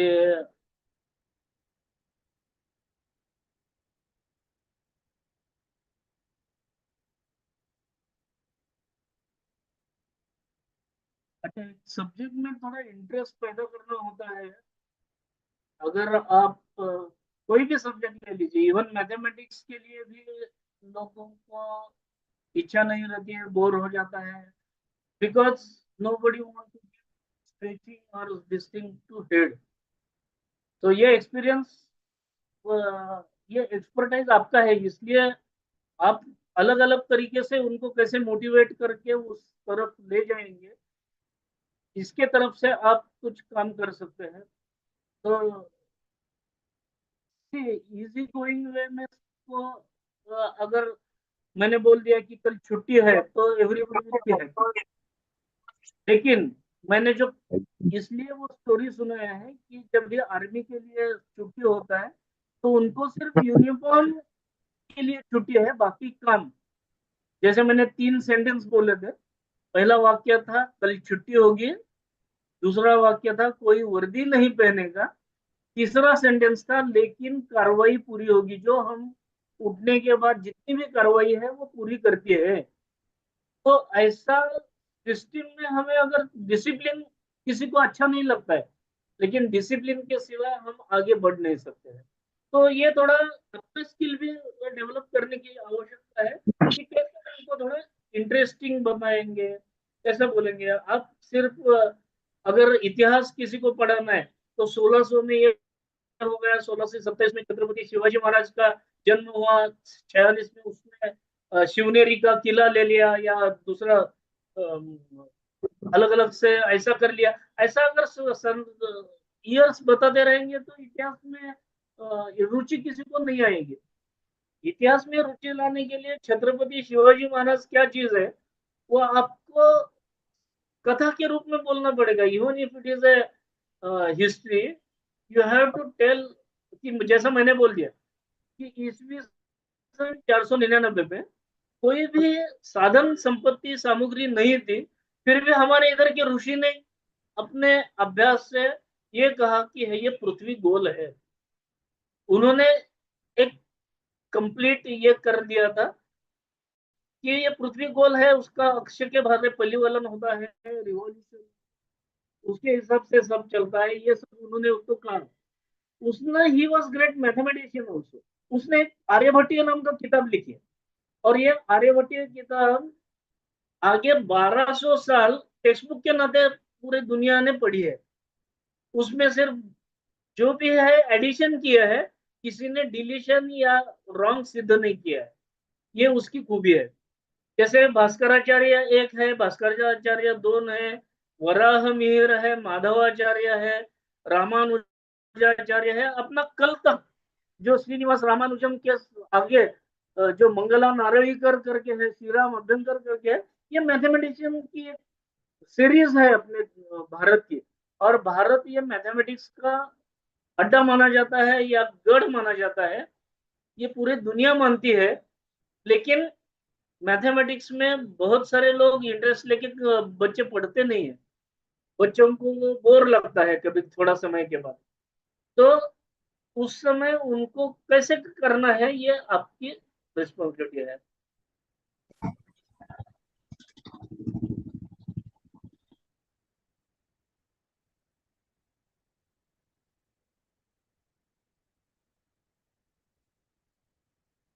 सर अगर किसी का क्वेश्चन नहीं है तो we can conclude. Thank you so much. Thank you so much, sir. Now we have the option to actually unmute ourselves. Thank you so much. Yes. मेरे ख्याल से I am not the total authority. मैंने मेरे मन में जो आया उसका उत्तर देने की कोशिश की है। अभी 15 दिन आपके अलग अलग एक्सपर्ट आ जाएंगे, उनके साथ भी आप वार्तालाप करके कैसे कर दिया जाता है। मैंने ऐसा देखा है, मैं जब भी 12वीं क्लास में था, हमारे एक प्रोफेसर थे फिजिक्स के, उनके क्लास के लिए अलग अलग क्लास के तो रहते ही थे, इन कॉलेज से भी अलग अलग कॉलेज के स्टूडेंट आके बैठते थे। इतना पॉपुलैरिटी था क्योंकि उनका बोलने का, अंडरस्टैंडिंग देने का, टीचिंग एक्सपीरियंस बहुत अच्छा था। उसी समय दूसरे थे, उनके कक्षा से कोई बैठना नहीं चाहता था। तो इट इज पर्सनल बेस पे है, आप कैसे उसको प्रेजेंट करेंगे इसके ऊपर वो आ जाता है।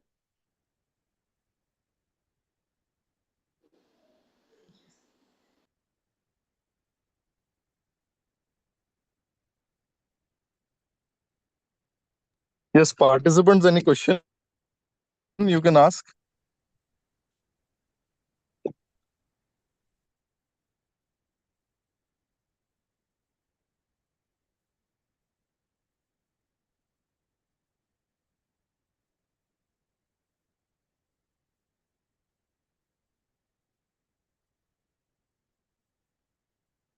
अदर टास्क रहते हैं, ये बात सही है, लेकिन अपना मुख्य जो भाग है, अपना जो कार्य है वो बच्चों को पढ़ाने का है। उसको हम डाइल्यूट या डाइवर्ट नहीं कर सकते, ऐसा मेरा मानना है। तो हाउ टू नया नया चीज को हम कैसे अकोमोडेट करेंगे, कैसे काम करना है, ये सब अपने स्किल और इसके ऊपर से ज्यादा इम्पोर्टेंट है। सो एक्चुअली माइंडसेट अपना चेंज करने की आवश्यकता मुझे लगती है।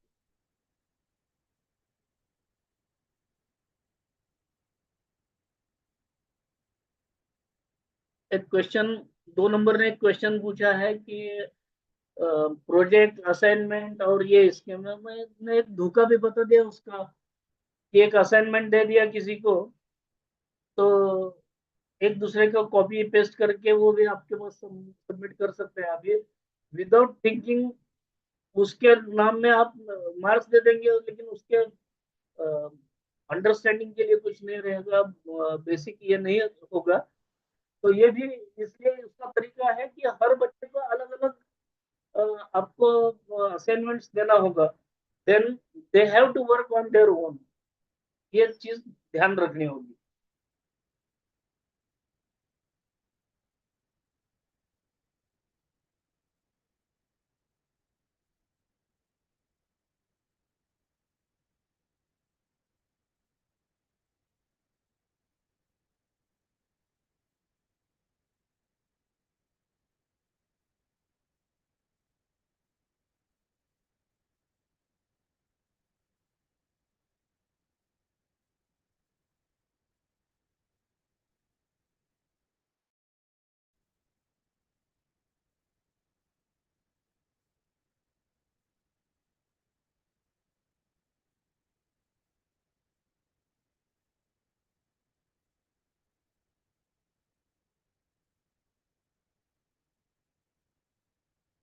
मैंने मेरा मोबाइल नंबर शेयर किया है सबके साथ कोई भी अगर कुछ समस्या है और जानना चाहता है तो वो नंबर में कांटेक्ट कर सकता है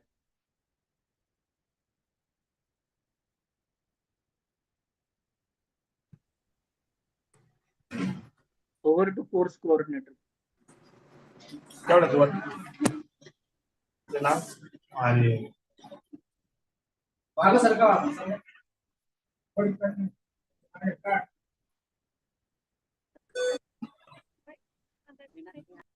पिंगळी रे त्याच्या खाली उशी खाली गेली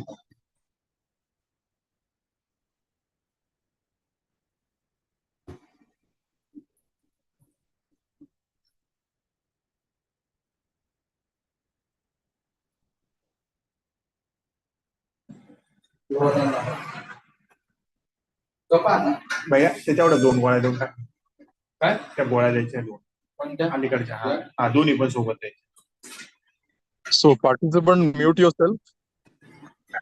So on behalf of UGC Malviya Mission Teachers Training Center, Dr. Baba Saheb Ambedkar, Marathwada University, Chhatrapati Sambhajinagar, my thanks to our Honorable Management Council member, Kashinath Deodhar sir, for being here and sparing his valuable time and enriching us through his knowledge. So I'm really thankful on behalf of director and all the university authority that he has spared his valuable time.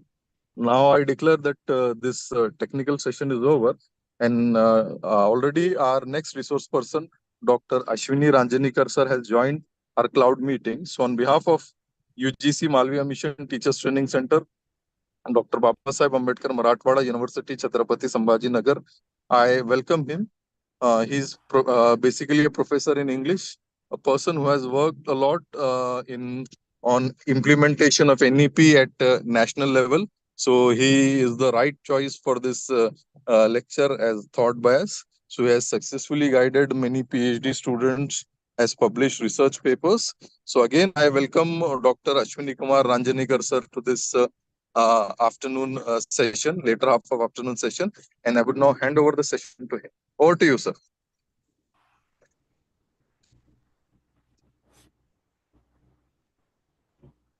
Ashwini, sir, you're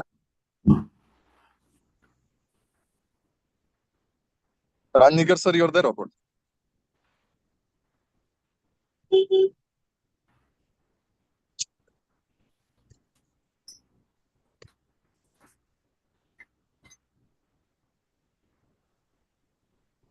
Sir, good afternoon. Yes, good And thank you afternoon. very much that you Yes. have provided me the opportunity to share. Yes.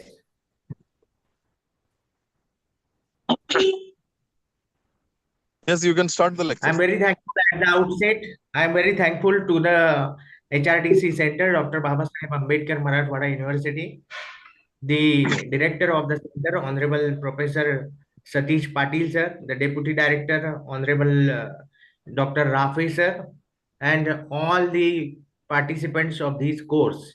So this is a great pleasure for me to provide an overview of the National Education Policy 2020. Dear friends, you are listening from the morning about the National Education Policy. And today in this session, I'm going to discuss about again the National Education Policy, but on the holistic development aspect, that the core aspect of this National Education Policy.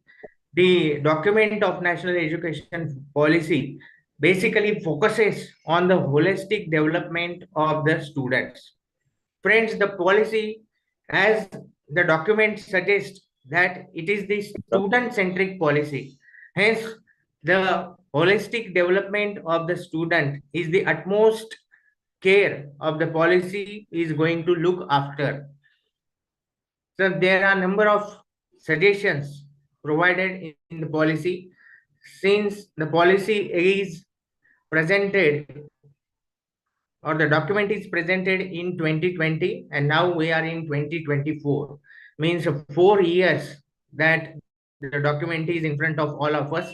And from this year or in the previous also, some of the universities in the India, they have implemented this policy. They have started their courses, designed their courses and programs according to the policy document.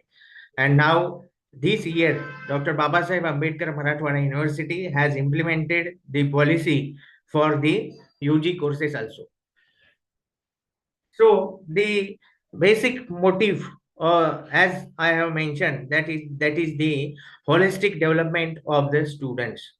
So before proceeding further, I want to show a video regarding the policy and what the exact policy tells us to all of us. So I will play a video.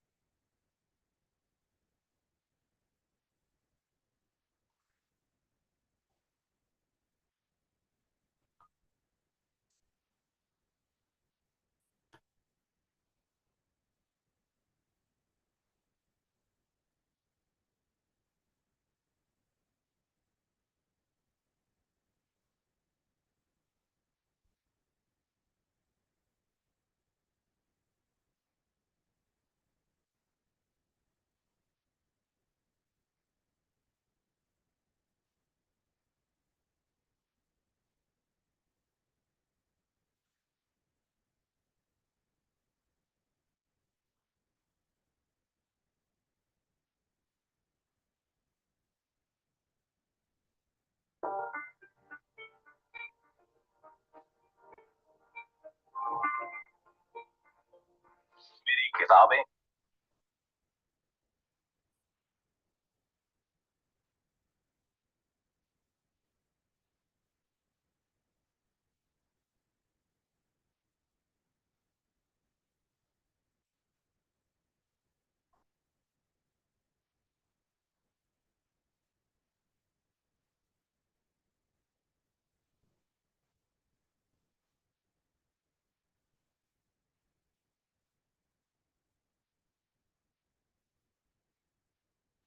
I think now you are able to see the screen that I am going to share with you. Now I am going to play the video for all of you. So this is the video.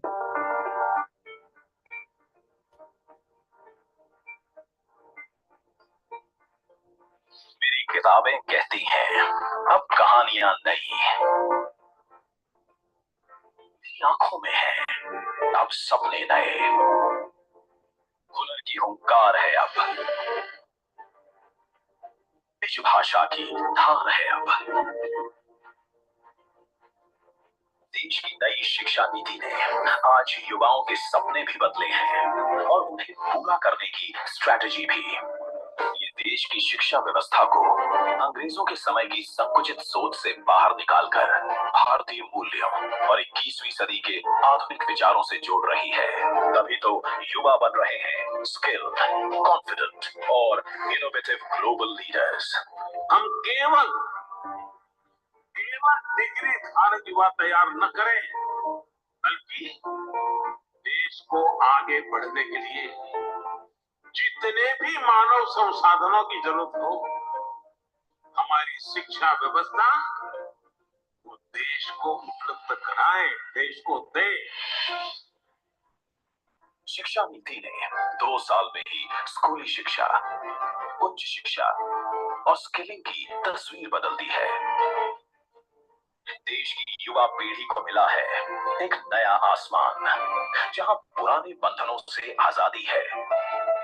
स्कूली शिक्षा अब बोझिल नहीं, मजेदार है। खेल खेल में क्रिएटिविटी के साथ साथ पढ़ाई बच्चों को लुभा रही है।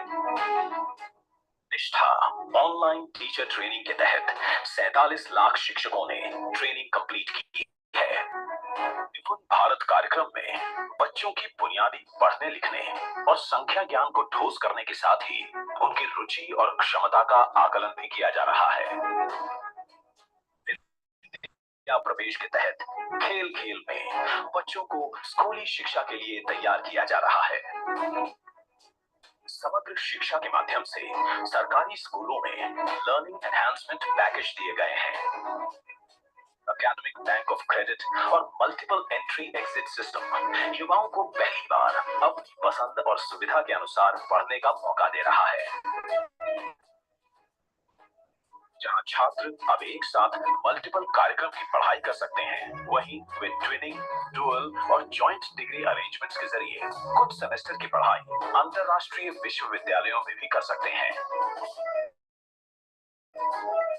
पीएम ई विद्या कार्यक्रम के अंतर्गत 1 क्लास 1 टीवी चैनल और दीक्षा के माध्यम से 33 भारतीय भाषाओं में 2.9 लाख ऑनलाइन ई कंटेंट भारत के कोने कोने तक पहुंचाया जा रहा है। स्वयं मूक्स पोर्टल और स्वयं प्रभा टीवी के व्यापक विस्तार के बाद अब डिजिटल विश्वविद्यालय की स्थापना और मल्टी मोडल शिक्षा चैनल्स को 34 से बढ़ाकर 200 करने का कार्य भी जोर शोर से चल रहा है। आज स्कूलों तथा कॉलेजों में विभिन्न भाषाओं में, साइन लैंग्वेज में, ऑडियो फॉर्मेट में पढ़ाई सामग्री उपलब्ध कराई जा रही है। कॉलेजों में भी भारतीय भाषाओं में पढ़ाई हो रही है। जेईई, नीट आदि परीक्षाएं भारतीय भाषाओं में ली जा रही हैं। हमारी प्राचीन विद्या को आधुनिक शिक्षा में एकीकृत करने के लिए 13 इंडियन नॉलेज सिस्टम सेंटर्स खोले गए हैं। राष्ट्रीय शिक्षा नीति में रोजगार सृजन पर भी विशेष जोर है। वोकेशनल कोर्स वाले बच्चों को इग्नू और एनआईओएस के रास्ते मेन स्ट्रीम शिक्षा से जुड़ने के अवसर दिए जा रहे हैं। पीएम गति शक्ति के अंतर्गत 75,000 स्टूडेंट्स को प्रशिक्षण दिया जा रहा है। आईटीआईज और हायर एजुकेशन सेंटर्स में इंफ्रास्ट्रक्चर शेयरिंग के जरिए स्किल हब सेंटर्स स्थापित किए जा रहे हैं। भर्ती और भविष्य की टेक्नोलॉजी में इंडस्ट्री लेड एवं मार्केट लिंक्ड वोकेशनल ट्रेनिंग पर निरंतर बल दिया जा रहा है। नई शिक्षा नीति के माध्यम से बच्चे और युवा अब उस उज्जवल भविष्य के निर्माण में जुटे हैं, जहां प्रश्न पूछने पर पाबंदी नहीं होगी, बल्कि हर प्रश्न का हल होगा चुटकियों में।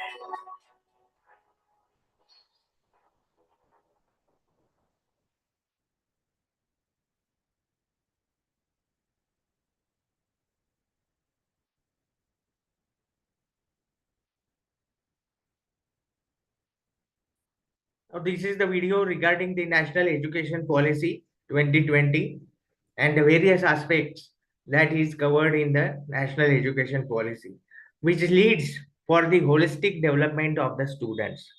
So all the points that covered in this document or in this video, this is the video prepared by Ministry of Education itself, and it is available on the website of the Ministry of Education and YouTube channel of the Ministry of Education also. Number of videos are there. One by one we are going to observe the videos. 3 videos I am going to present in front of you.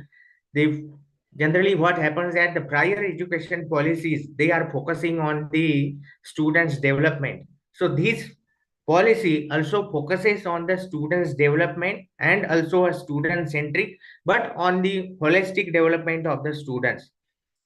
In prior policies, we are focusing on the specialization. The student has to go for the specialization. And now what is happening that, and it is observed that the youth we are creating through our educational institutes, they are unemployable on a maximum level. And to provide them the platform of the employability, we have to create the manforce or the create the human resources which are employable. And how these resources or the human resources, they are going to be employable on the basis of this holistic development only.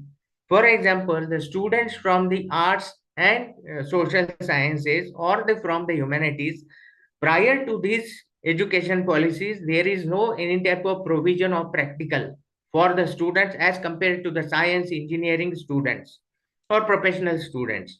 But now with this inclusion of this policy, NEP 2020 document, now the students from these humanities and social sciences, they are able to do the practicals, means hands-on training, on-job training, experiential learning, that all these aspects are covered. And now this is the first batch of this NEP 2020 is marching towards the completion.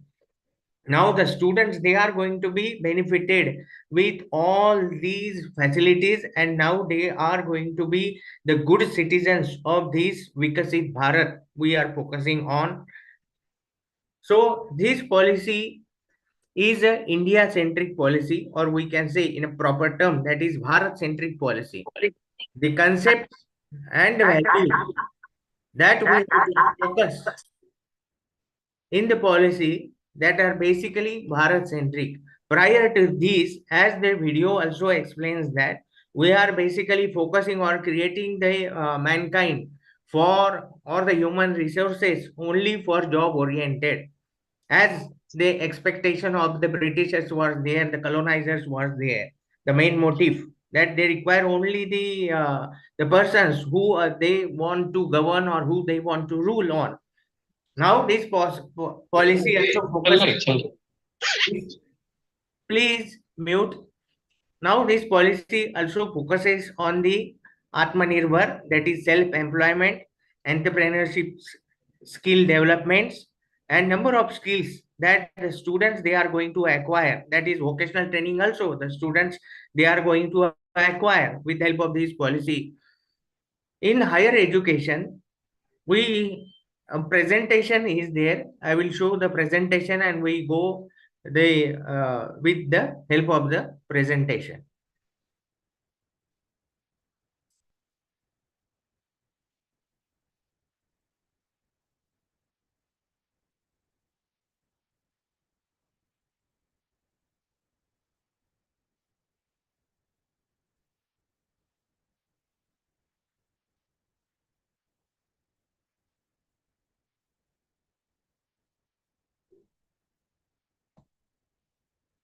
Okay, you can.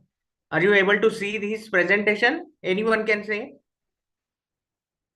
this is visible?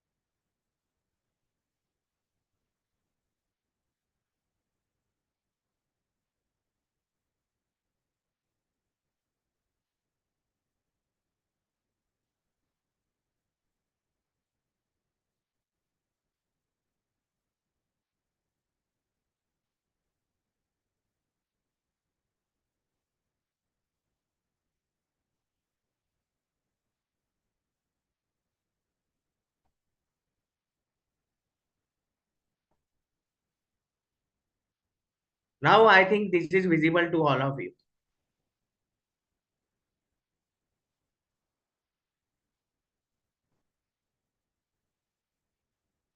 So as I have mentioned, this policy is student-centric policies.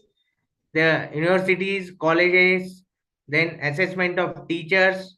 Assessment is done with the help of teachers, then on-job training and IKS, that is Indian Knowledge System.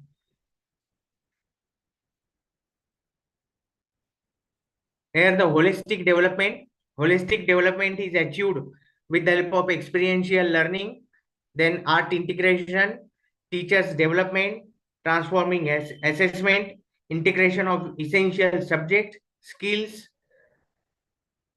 then multilingualism, then sports integration,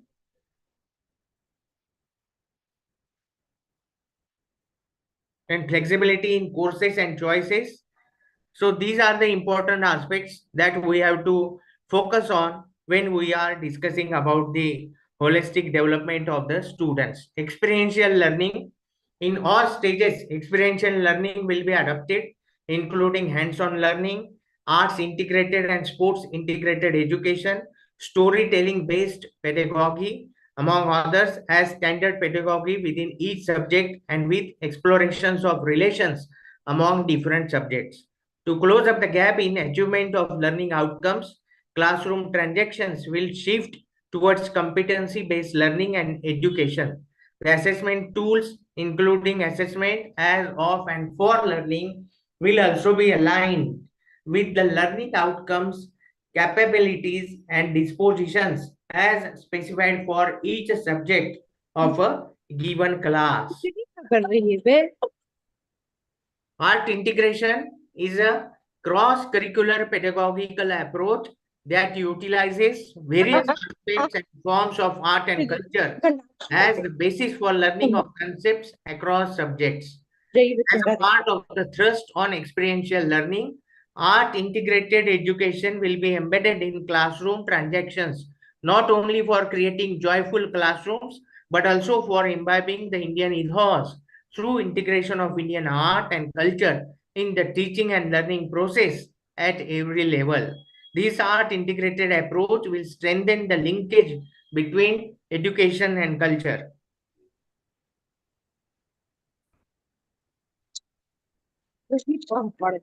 Sports integration, sport is the important role, plays an important role to shape the personality of the person.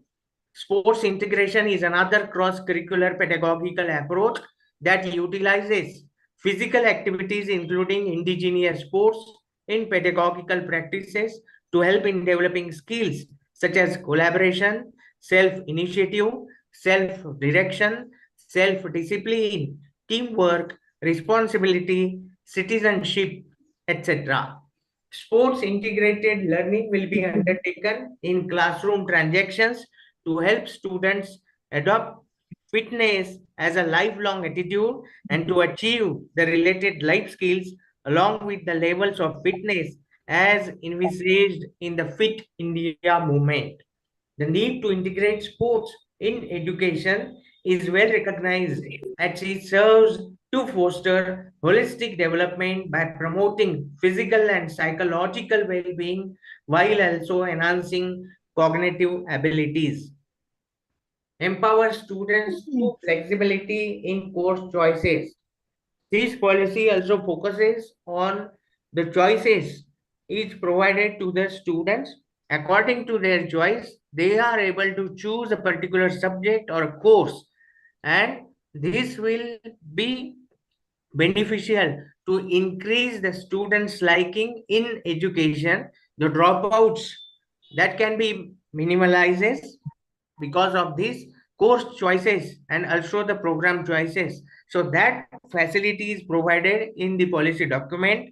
According to that, the student, the colleges, the universities, they are able to frame the course according to the choices, assessing the demands of the students.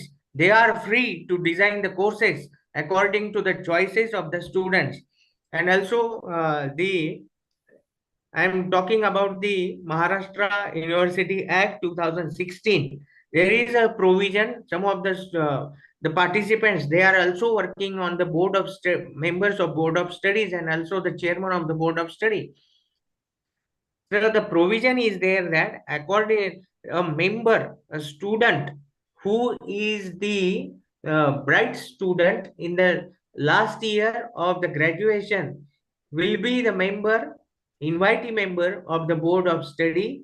He has to be invited for the meetings of the board of studies and seek the information regarding what type of subjects that is to be included in the program. So that facility is provided to the students. According to the feedback from the students, the board of study has to design the programs and also the curriculum of the particular subject.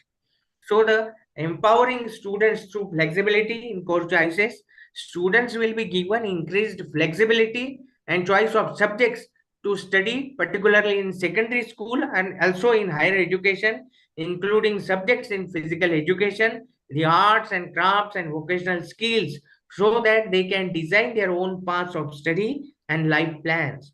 Holistic development and a wide choice of subjects and courses year to year will be the new distinguishing feature of secondary school education. There will be no hard separation among curricular, extracurricular, or co-curricular, among arts, humanities, and sciences, or between vocational or academic streams. So this is a very important point that we have to consider. Now all those activities that we are conducting in extracurricular and co-curricular activities, there will be no any type of separation. All the activities, all the academics that we are conducting, they are the mainstream activities. They are not subordinate activities. They are as important as the academic activities. For example, study tours, group discussions, then readings that we are doing in the classroom, then field visits. So all these are become now the integral part of the academics and the curricular activities itself.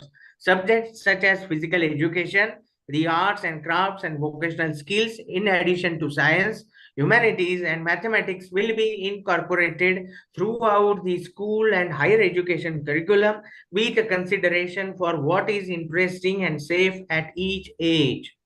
So this is very important that the choices are provided to the students. According to that choices, the student has the uh, flexibility to choose a particular subject or a program according to his or her wish. Now, multilingualism and the power of language. So a student who is learning in his mother tongue or mother language is going to understand that subject in from the depth of his heart. So considering this, that the home language or mother tongue is the education should be provided into mother tongue or the home languages. That provision uh, is there in this document. And now the AIC has also providing the education in the mother languages also, that also the video says.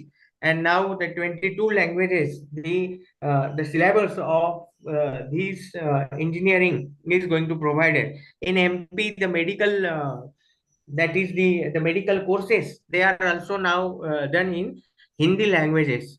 So that is the advancements that we are doing. Now when we are talking about the mother languages, then the people or the teaching fraternity, they are going to ask about the books. They are not available, and from where we are going to teach. For example, the professional courses and also the engineering courses and the sciences also, the books are not available in mother languages. And how we are going to focus on this mother tongue and or the home language that we are talking about.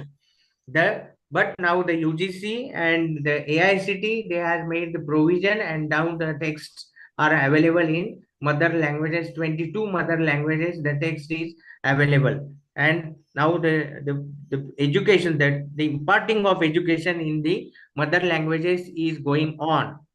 For in previous policy also there was a three language formula. Here also the policy focuses on the three language formula, but while keeping in mind the constitutional provisions, aspirations of the people, regions and the union, and the need to promote multilingualism as well as promote national unity. However, there will be a greater flexibility in the three language formula, and no language will be imposed on any state. So this is important, that no language will be imposed on any state. According to their choices, the states and regions, they are free to choose any three languages. The three languages learned by children will be the choices of states, region, and of course the student themselves, so long as at least two of the three languages are native to India. All efforts will be made in preparing high quality bilingual textbooks and teaching learning materials for science and mathematics, so that students are unable to think and speak about the two subjects both in their home language, mother tongue, and in English. India's languages are among the richest, most scientific, most beautiful, and most expressive in the world, with a huge body of ancient as well as modern literature, film and music written in these languages that help form India's national identity and wealth. For purposes of cultural enrichment as well as national integration, all young Indians should be aware of the rich and vast array of languages of their country and the treasures that they and their literatures contain. So, for that purpose, this three language formula is also incorporated in the policy document, and now the students are taking education in their own languages also. So the curricular integration of the essential subjects, skills, and capacities. So when we are talking about the holistic development, so what are the important aspects that we have to consider when in case of the curricular integration? The proficiency in languages. The students must have the proficiency in languages. As we are talking about the three languages formula, the student must have the proficiency in the mother tongue, another one that is the national language, and any foreign language the students is able to choose. That is according to his choice, but he must, or he or she, the student must have the proficiency in languages. So we have to develop scientific temper and evidence based thinking. So this is also the important aspect of the holistic development: creativity and innovativeness, sense of aesthetics and art, oral and written communication, health and nutrition, physical education, fitness, wellness and sport, collaboration and teamwork, problem solving and logical reasoning, vocational exposure and skills, digital literacy, coding and computational thinking, ethical and moral reasoning, knowledge and practice of human and constitutional values, gender sensitivity, fundamental duties, citizenship skills and values, knowledge of India, environmental awareness, including water and resource conservation, sanitation and hygiene, and current affairs and knowledge of critical issues facing local communities, states, the country, and the world. So these are the important aspects that we have to focus on while designing our curriculum in any streams of the education. May it be humanities, sciences, interdisciplinary, etc. But we have to focus or stick up to these points that the policy makers have pointed out. Gender sensitivity, as we are facing number of issues and number of rape cases, the gender instability that is going on in the society right now. What will happen after 10 or 15 years when these students, they are going to be the responsible citizens of this Bharat? So what type of Bharat we are going to present in front of them? So considering all these issues, environmental awareness, including water and resource conservation, the problems of sanitization and hygiene, all these issues, they are very important, and we have to include all these issues into the curriculum of our university and colleges. So these are the points that the policymakers want to highlight when discussing about the curriculum integration. Then concentrated curricular and pedagogical initiatives. As we are talking about the globalization, and we have to make our students the to face the challenges and opportunities on a global level. So for that purpose, we have to be the global citizenship to the students. This education policy has the potential to provide the global citizenship to our budding citizens on the basis of artificial intelligence, design thinking, holistic health, organic living, environmental education. So all these aspects, we Indians, we people from the Bharat, they are focusing prior to these Britishers, all our Veda, Upanishads, and all the treasure documents, they are focusing on the holistic health, organic living, environmental education, all these aspects are there. But because of this colonizers, they have invaded the country, and as mentioned earlier, that they want only to develop the persons who follow them, and according to that, they have changed our education system, uprooted our education system from the roots, and now we are in a maze. But this policy provided the solution to make India once again the superpower as was in previous days.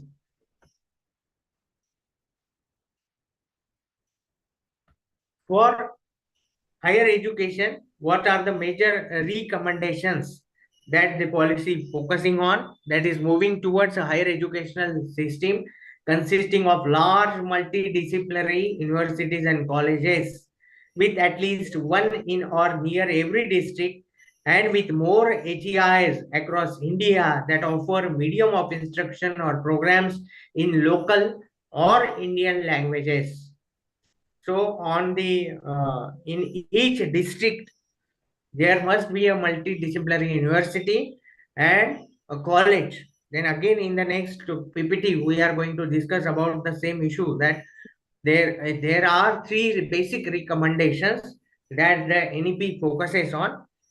The next point is moving towards a more multidisciplinary undergraduate education institutes, moving towards faculty and institutional autonomy. So institutional autonomy, that the policy is going to focus on. The as we are saying that the policy is about the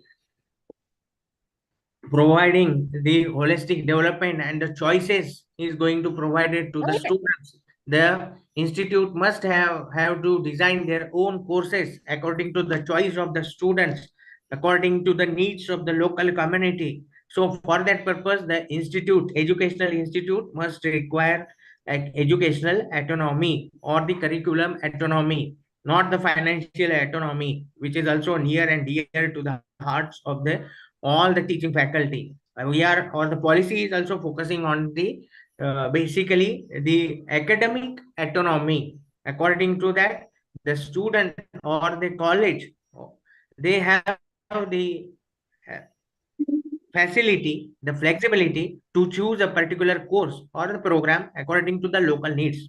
Revamping curriculum, pedagogy, assessment, and student support for enhanced student experiences. Reaffirming the integrity of faculty and institutional leadership positions through merit appointments and career progression based on teaching, research, and service. Establishment of National Research Foundation to fund outstanding peer-reviewed research and to actively seed research in universities and colleges. governance of HEI by high qualified and independent boards having academic and administrative autonomy, light but tight regulation by a single regulator for higher education. So this is very important as number of agencies are working in the higher educational system. So there should be a single regulator for the higher education. Increased access, equity and inclusion through a range of measures, including greater opportunities for outstanding public education, scholarships by private philanthropic universities for disadvantaged and underprivileged students, online education and open distance learning, ODL. That is also the utmost important. The students who are not able to go to the colleges because of the family background, they have to go for the services. So the students from this background, they are able to complete their education with the help of this open distance learning, that is ODL. All infrastructure and learning materials accessible and available to learners with disabilities. So these are the major recommendations provided by the in the policy document. As I am talking about that, what is the structure, what will be the structure of HEIS in coming days by 2040? The government is focusing on this. Particularly, there will be only 3 institutions working in HEI. First one is that is research intensive universities, another one that is teaching intensive universities, and last that is the autonomous colleges. So there will not out of, so these are the 3 institutes working in the higher education sector after 2040. The phasing of the autonomy is going out now. The colleges who want to go for autonomy, there are a number of colleges now they are choosing to go for autonomy, academic autonomy only, not the financial autonomy. Now, for the holistic and multidisciplinary education, what are the major recommendations that the policy document focuses on?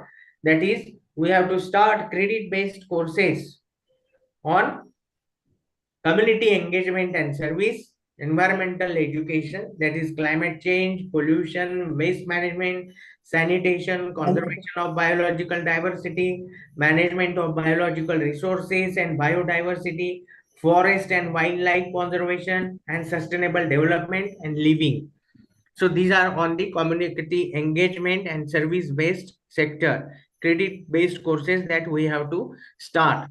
Now, coming towards value based courses, development of humanistic, ethical, constitutional, and universal human values of truth, that is Satya, righteous conduct, that is Dharma, peace, that is Shanti, love, that is Prem, non-violence, that is Ahimsa, scientific temper, citizenship, values, and also life skills, lessons in Seva, service, and participation in community service programs will be considered an integral part of holistic education. So these are the areas that the policy focuses on, that is community engagement and services, and also on value based education. The structure and length of the programs, now we are talking about these UG courses and also the PG courses. On undergraduate level, there will be 3 to 4 years of UG course, and according to that the education is provided to the students. So how these 3-year course will be there, 3 years or 4-year course, that is the undergraduate level course that we have to think about. The undergraduate degree will be either of 3 or 4 years duration with multiple exit options within this period with appropriate certifications. For example, a certificate after completing 1 year in discipline or field including vocational and professional areas. For example, a student completes a 1-year course in a particular 3 or 4-year degree course, he is going to be provided a certificate that he has completed a certificate course, though he has admitted. Then diploma after 2 years of study. If the person goes for 2 years continuously, he has completed 2 years course in that undergraduate degree course, a diploma certificate is provided to the student, and or a bachelor's degree after completion of 3 years programs. The 4 year multidisciplinary bachelor programs, however, shall be the preferred option since it allows the opportunity to experience the full range of holistic and multidisciplinary education in addition to focus on the chosen major and minor as per the choices of the students. Now the students have the flexibility, as I am pointing out towards this flexibility for number of times, that the major and minor, the students according to the choice of the students that he has pointed out in major and minor subjects, the 4 year degree course or the degree certificate is awarded to the students. Then academic bank of credit shall be established which would digitally store the academic credits earned from various recognized HEIs so that the degrees from an HEI can be awarded taking into account credits earned. So all this evaluation is based on assessment. It is not the evaluation, it is the assessment process that the choice based credit system we all are now following in this NEP 2020, and also the students has to earn the credits on the basis of the practicals, on the basis of experiential learning, on the basis of on-job training. So the students must have to acquire the credits, and these all acquired credits are incorporated into the academic bank of credits. Now all the universities, the students and the colleges, they are registering their students into the academic bank of credits. So this is the procedure that currently we are following right now. The 4 year program may also be lead to a degree with research if the student completes a rigorous research project in their major areas of study as specified by the HEIs. Then, so this is all about the 3 or 4 years undergraduate degree program. Now for master's program, there may be a 2 year program with second year devoted entirely to research for those who have completed the 3 years bachelor's program. Then next option will be for students completing a 4 years bachelor's program with research. There could be a 1 year's master's program, and the last option that there may be an integrated 5 year bachelor's or master's program. Undertaking a PhD shall require either a master's degree or a 4 year bachelor's degree with research. So these are the areas where the students can able to carry out the further education, undergraduate degree, master's program, and also the bachelor's degree or master's degree with research. That is the facility provided to the students with this NEP 2020. So this is the structure and the length of the program. And to complete all these activities, the students has to go through the experiential learning, on-job training, and numerous practical works they have to carry out in their activities. And now, what actually the students are benefiting with the help of these activities, I want to show you their remarks, whether they are satisfied with this on-job training, what are their observations regarding this national education policy that we have. I want to show you. Again, I have to present a video.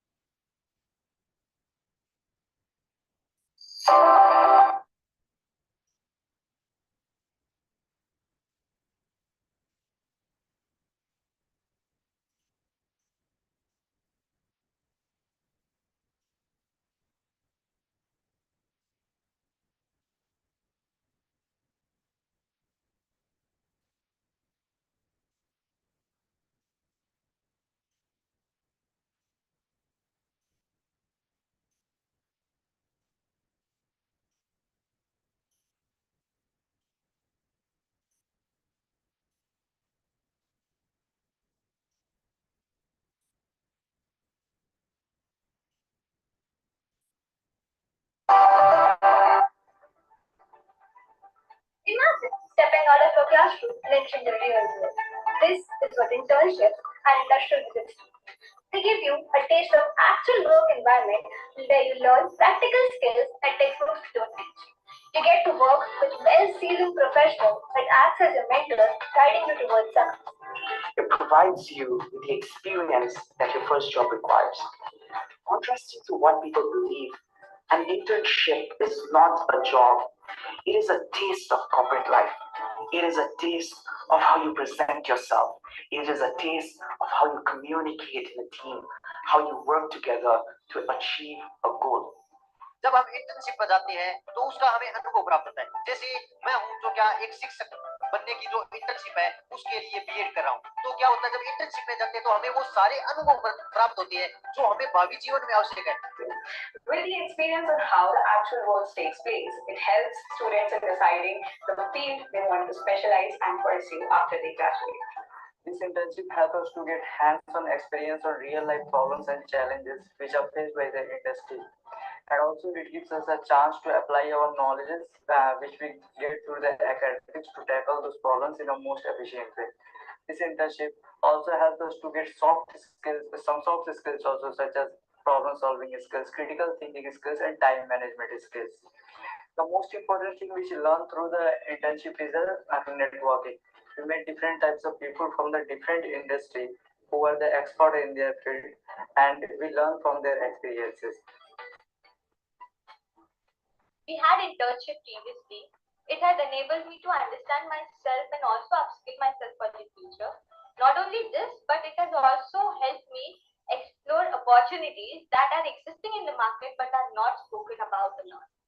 Internship experiences, industry visits gives you one full perspective of the field and ends up giving you to your life. During my time at Flipkart, I had the opportunity to understand the roles of various stakeholders in a dynamic business environment. I also had to collaborate with various teams such as the marketing, operations, and logistics that gave me a holistic understanding of the whole supply chain process. I also had to take up a lot of real-time decisions and had to face challenges head-on. These experiences contributed majorly to my personal and professional development, preparing me to confidently navigate the job market. The new education policy, along with these experiences, equipped me with essential job readiness skills.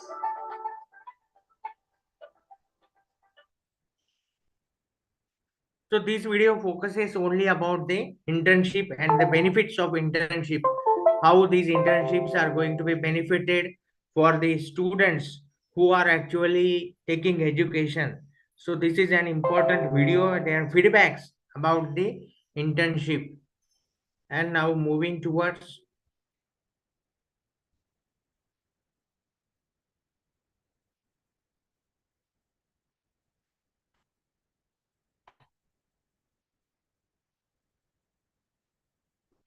another video I want to show to you.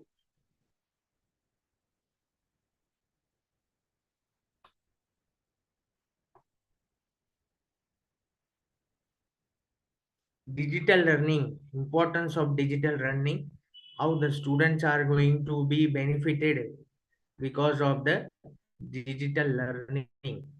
That video.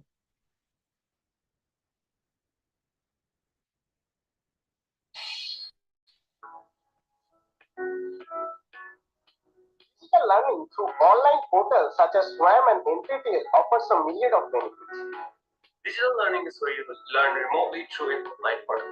Personally, I find digital learning to be extremely helpful as it allows me to learn a specific skill I want at my own pace. From NPTEL or SWAM, an exceptional free online learning platform aligned with the NEP, National Education Policy's vision for education transformation. You're being taught topics of relevance. You have assignments, you have doubt clearing sessions, you have tests to check your progress. Now we've got something special. I myself have done an NPTEL course, and let me tell you, I believe that this is a step towards the future of education and learning in general. The platform also offers variety of courses under 22 disciplines and internships for top performers, promoting experiential learning as encouraged by the NEP.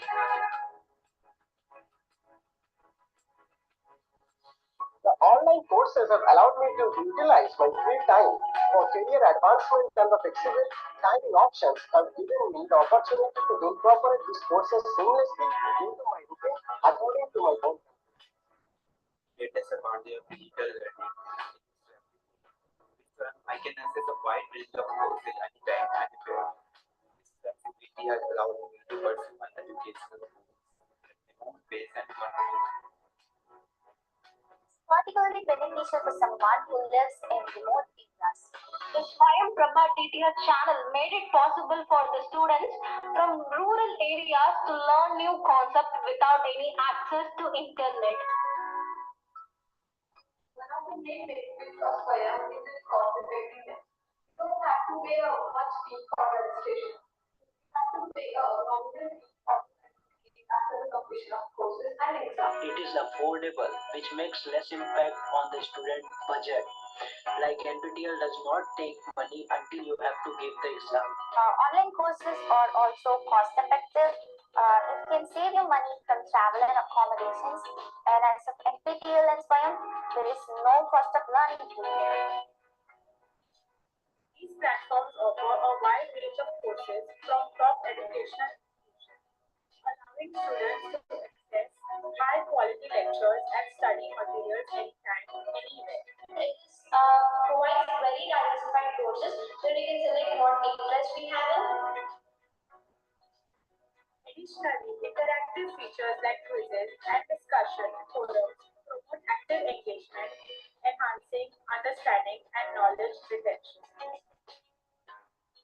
The learning platforms recognize the importance of certifications. These certificates not only validate my for knowledge and also enhance my professional profile.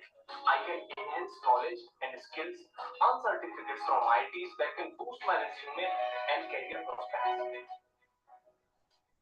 Dream of every engineering aspirant is to secure a seat at NITs or IITs, but unfortunately many couldn't. But Swayam portal made the dream a reality. Here we can directly learn both the theoretical and the practical knowledge from the faculties of IITs and NITs, and also from experienced mentors for free. Students like us from state universities doesn't actually give the access to learn the lectures or hear the lectures presented by the IIT and NIT professors. These portals we can easily get access to that using our mobile device. Lectures are recorded. I can download them and revisit them anytime if I forget about the experience of it. These courses have a complete package of lessons, assignments, tests, and study material. As it is laid out structured platform, it was very interesting for me to get into a new topic while everything is laid out in front of me, and I can get onto every topic by knowing where to start from and where to end. Credit transfer policy under the UGC Regulations 2016, in which the MOOC courses which a student takes must be granted a credit score in their academic score. NPTEL stands out due to its practical relevance, emphasizing real-world application and industrial alignment. It supports to the NEP's goal of fostering skills for societal needs. These courses are really adding extra value to your resume. It really helps with building up your knowledge to vast extent. This course can add greater value to our resume and can make us to stand out from the crowd during any interview. I have pursued courses on ethics and values in engineering and soft skills, both of which have augmented my communication skills and improved my value system as a future engineer. And I have been privileged part of Chandigarh University, where elective subjects from NEPTEL were compulsory for us.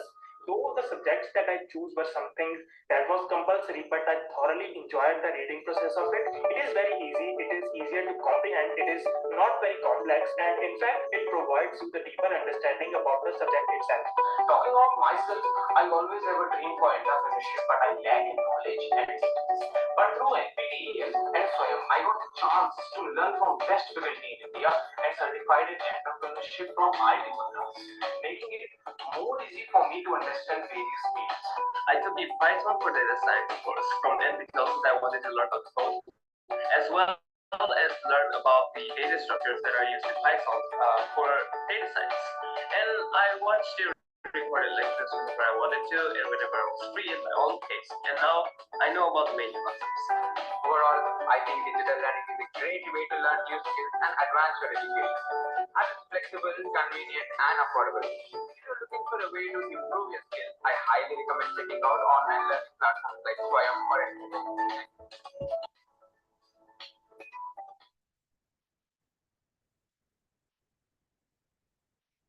So these are the benefits of NPTEL and SWAYAM courses that we are focusing on, that about the digital learning or open distance learning, that now these courses they are going to offer to the students from professional colleges.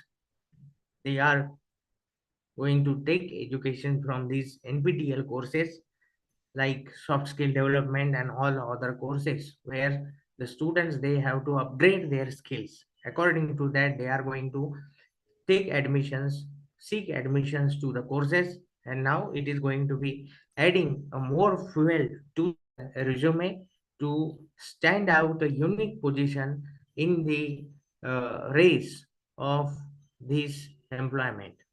So these are the platforms and possibilities provided to the students with the help of National Education Policy 2020, which focuses on the holistic development of the students and also the holistic development of the people or the upcoming citizens. From my side now, I think that this is over from my side. If you have any questions regarding the presentation or you want to ask something about the National Education Policy 2020, nowadays platform is open for all the participants to ask the questions, their queries. Thank you.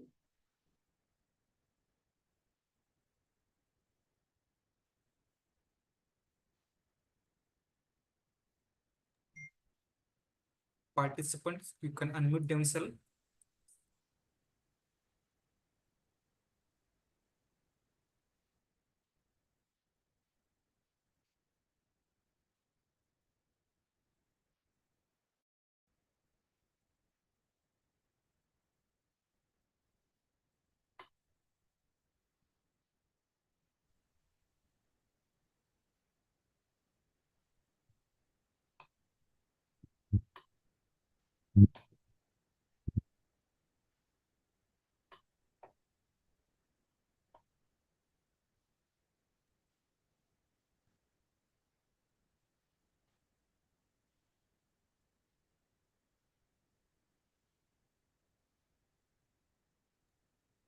किसी भी प्रतिभागी को कोई question पूछना है, प्रश्न पूछना है तो आप खुद से अनम्यूट कर सकते हैं। मैंने परमिशन आपको दिया है।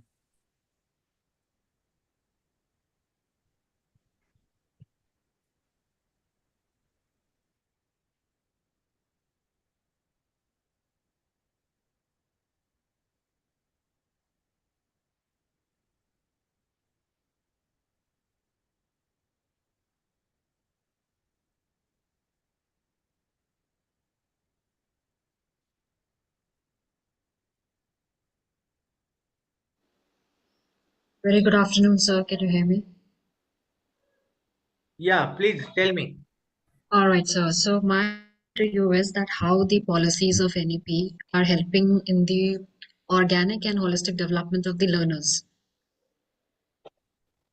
What could be the best efforts that we can give to them as facilitators, educators, mentors, that we are able to give them that holistic development that they actually want? Because Indian knowledge system, Indian epistemological system, everything talks about the overall development of the learners. But if we compare today's scenario with the past scenario of ancient Indian, we find that there is stark difference between them. So what are the policies? What is the comprehensive crux out of the policies that can help students be holistically sound? first we have to design our pedagogy. Likewise, the students' participation must be there. Actually, what is happening right now in the classroom, that the teacher is come in the classroom and provide the lectures only. There is a very little amount of time for the students' interaction. The students, they are not able to speak, or they are not to express themselves to the teachers what they are thinking, what they are feeling about the text, whether that particular text is useful in their daily life. So that is the dilemma in the mind of the students. So for that purpose, what we have to focus on, that their participation must be there. You are able to free now in your classroom to take any particular point, and that you have to relate with the current scenario, and with the help of active participation of the students. For example, the cases of gender sensitivity, the number of examples are there in the society right now. There you can able to sensitize your students in the classroom with the help of videos, with the help of documentaries, with the help of audios. That can be made possible with the help of movies. For example, there are various associations in the colleges also, literary club, social science club, and all these activities. Now that are become the academic parts. They are not become the extracurricular activities, as the policy document also suggests the same thing. So these are the solutions with the help of which we as the teaching faculty are now able to communicate with the students. Previously, what was going there? The students, the question and answer was there in the ancient system. The students, they are going to ask questions to the teachers Dialogue regarding their method was there. understanding. Dialogue method Socratic, was there. yes, Yes, Socratic method was there. Yes. yes, yes. The same system we have to adopt. The student must have to learn what they are going to learn in the coming our lectures. So according to that, they have to prepare themselves and come in the classroom with the some sort of preparation. Now the students, they are blank totally, and now we are going to provide them the lectures simply what the text is going to be there. So that is the condition we are going through. All right. Thank you so much, sir. Thank you. Thank you.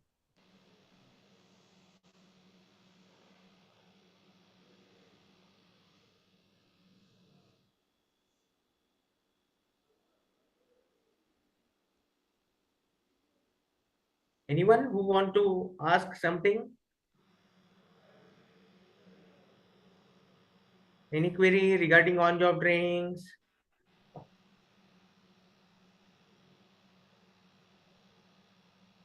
Startups, incubation centers, that the colleges now, it is mandatory for the colleges that they have to start incubation center in the college, so that the budding ideas from the students that can be shaped.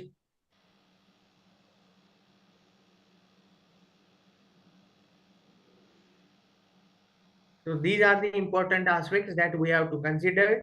Now, prior to this, there's the faculty members and the students from humanities and social sciences.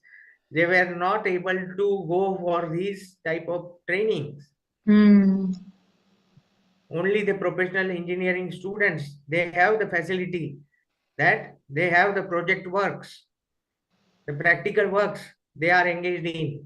But now with the implementation of this policy, now the students from all the branches of life, they have the practical sessions, and because of this, they are going to be critical thinkers, experience learning that is going to be there. So these are the aspects that we have to cover and mold the subjects according to that. Whatever the subject we are teaching in the college, in institute, according to that, we have to make some practicals, especially the teachers of languages. They have to mold themselves. Then seminars, group discussions, then loud reading sessions they have to conduct in the classroom, so that their language proficiency of the students can be increased, and the confidence level also get motivated. Such type of activities we have to do in the classroom and out of the classroom also. I need your presentation, sir, actually. Yes, Will I that was will that saying. be available? Yeah, it's available. All right, all right. Thank you. Thank you. So now it's 5:25 because of this the day long that you all are listening. Right now, nobody is going to listen. So that was the case, I think so. So thank you so much. The HRDC has provided me the opportunity to share my experiences and also the presentation. So I'm very thankful to the director, Professor Dr. Satish Patil sir and Dr. Rafi sir for giving this opportunity. Thank you so much. Thank you so much, sir. I think roll number 38, you can propose the vote of thanks. No, anyone here? So, okay. All right, all right. So basically, a very warm welcome to all the respected members in this particular NEP sensitization and orientation program. My name is Dipali Seth, and I am from Center for Distance and Online Education, that is in Faridabad, basically the unit of Manavachna International Research and Studies. And I'm very much happy with the program that has been conducted by Dr. Bhimrao Mitkar. Like, the university name is too long to pronounce as of now. So I'm very happy. Reason being that I have been researching in NEP 2020 also, that how the constructive technologies and constructive pedagogical methods could be utilized and make certain models for the educators of 21st century and after long as well. So this program is very useful, and the insights that we have received from Deodhar sir and also from Ashwin sir was actually mind blowing and completely awesome, because they have actually told us the bottom line and in-depth analysis that how we can create the constructive models and what are the prerequisites that we need to follow. And now, rightly said by Dr. Ashwin sir, that now the other activities are not now like sports oriented or extracurricular activities, they are into the academic zone as well. So these kind of sensitization programs are very important for the faculty members, upcoming research scholars, and also for the people who are in the service to get to know what research is going on in this particular arena as well, because this is a very burning topic in today's scenario. If we are educators, we are faculty members, we are research members, it's very important for us to get to know what is the government doing in the whole arena of education. So as a participant, I'm very grateful to the UGC MMTC whole organization for organizing such sensitization programs. Thank you so much. Thank you so much, sir. Ma'am. Okay. So participant, you can leave this Zoom meeting. I have a query, sir. Yes, ma'am. The form that we have filled right now for the feedback form shows certain pointers. So is it by mistake or what, sir? Yes, ma'am. I will check. Okay. I will Yes, check. because it is marking us, scoring us, and that too the score is 0 after filling the complete form. Okay. I will So I check. think, yeah, please do check it, sir. All Yes. right. Thank you Okay. so much.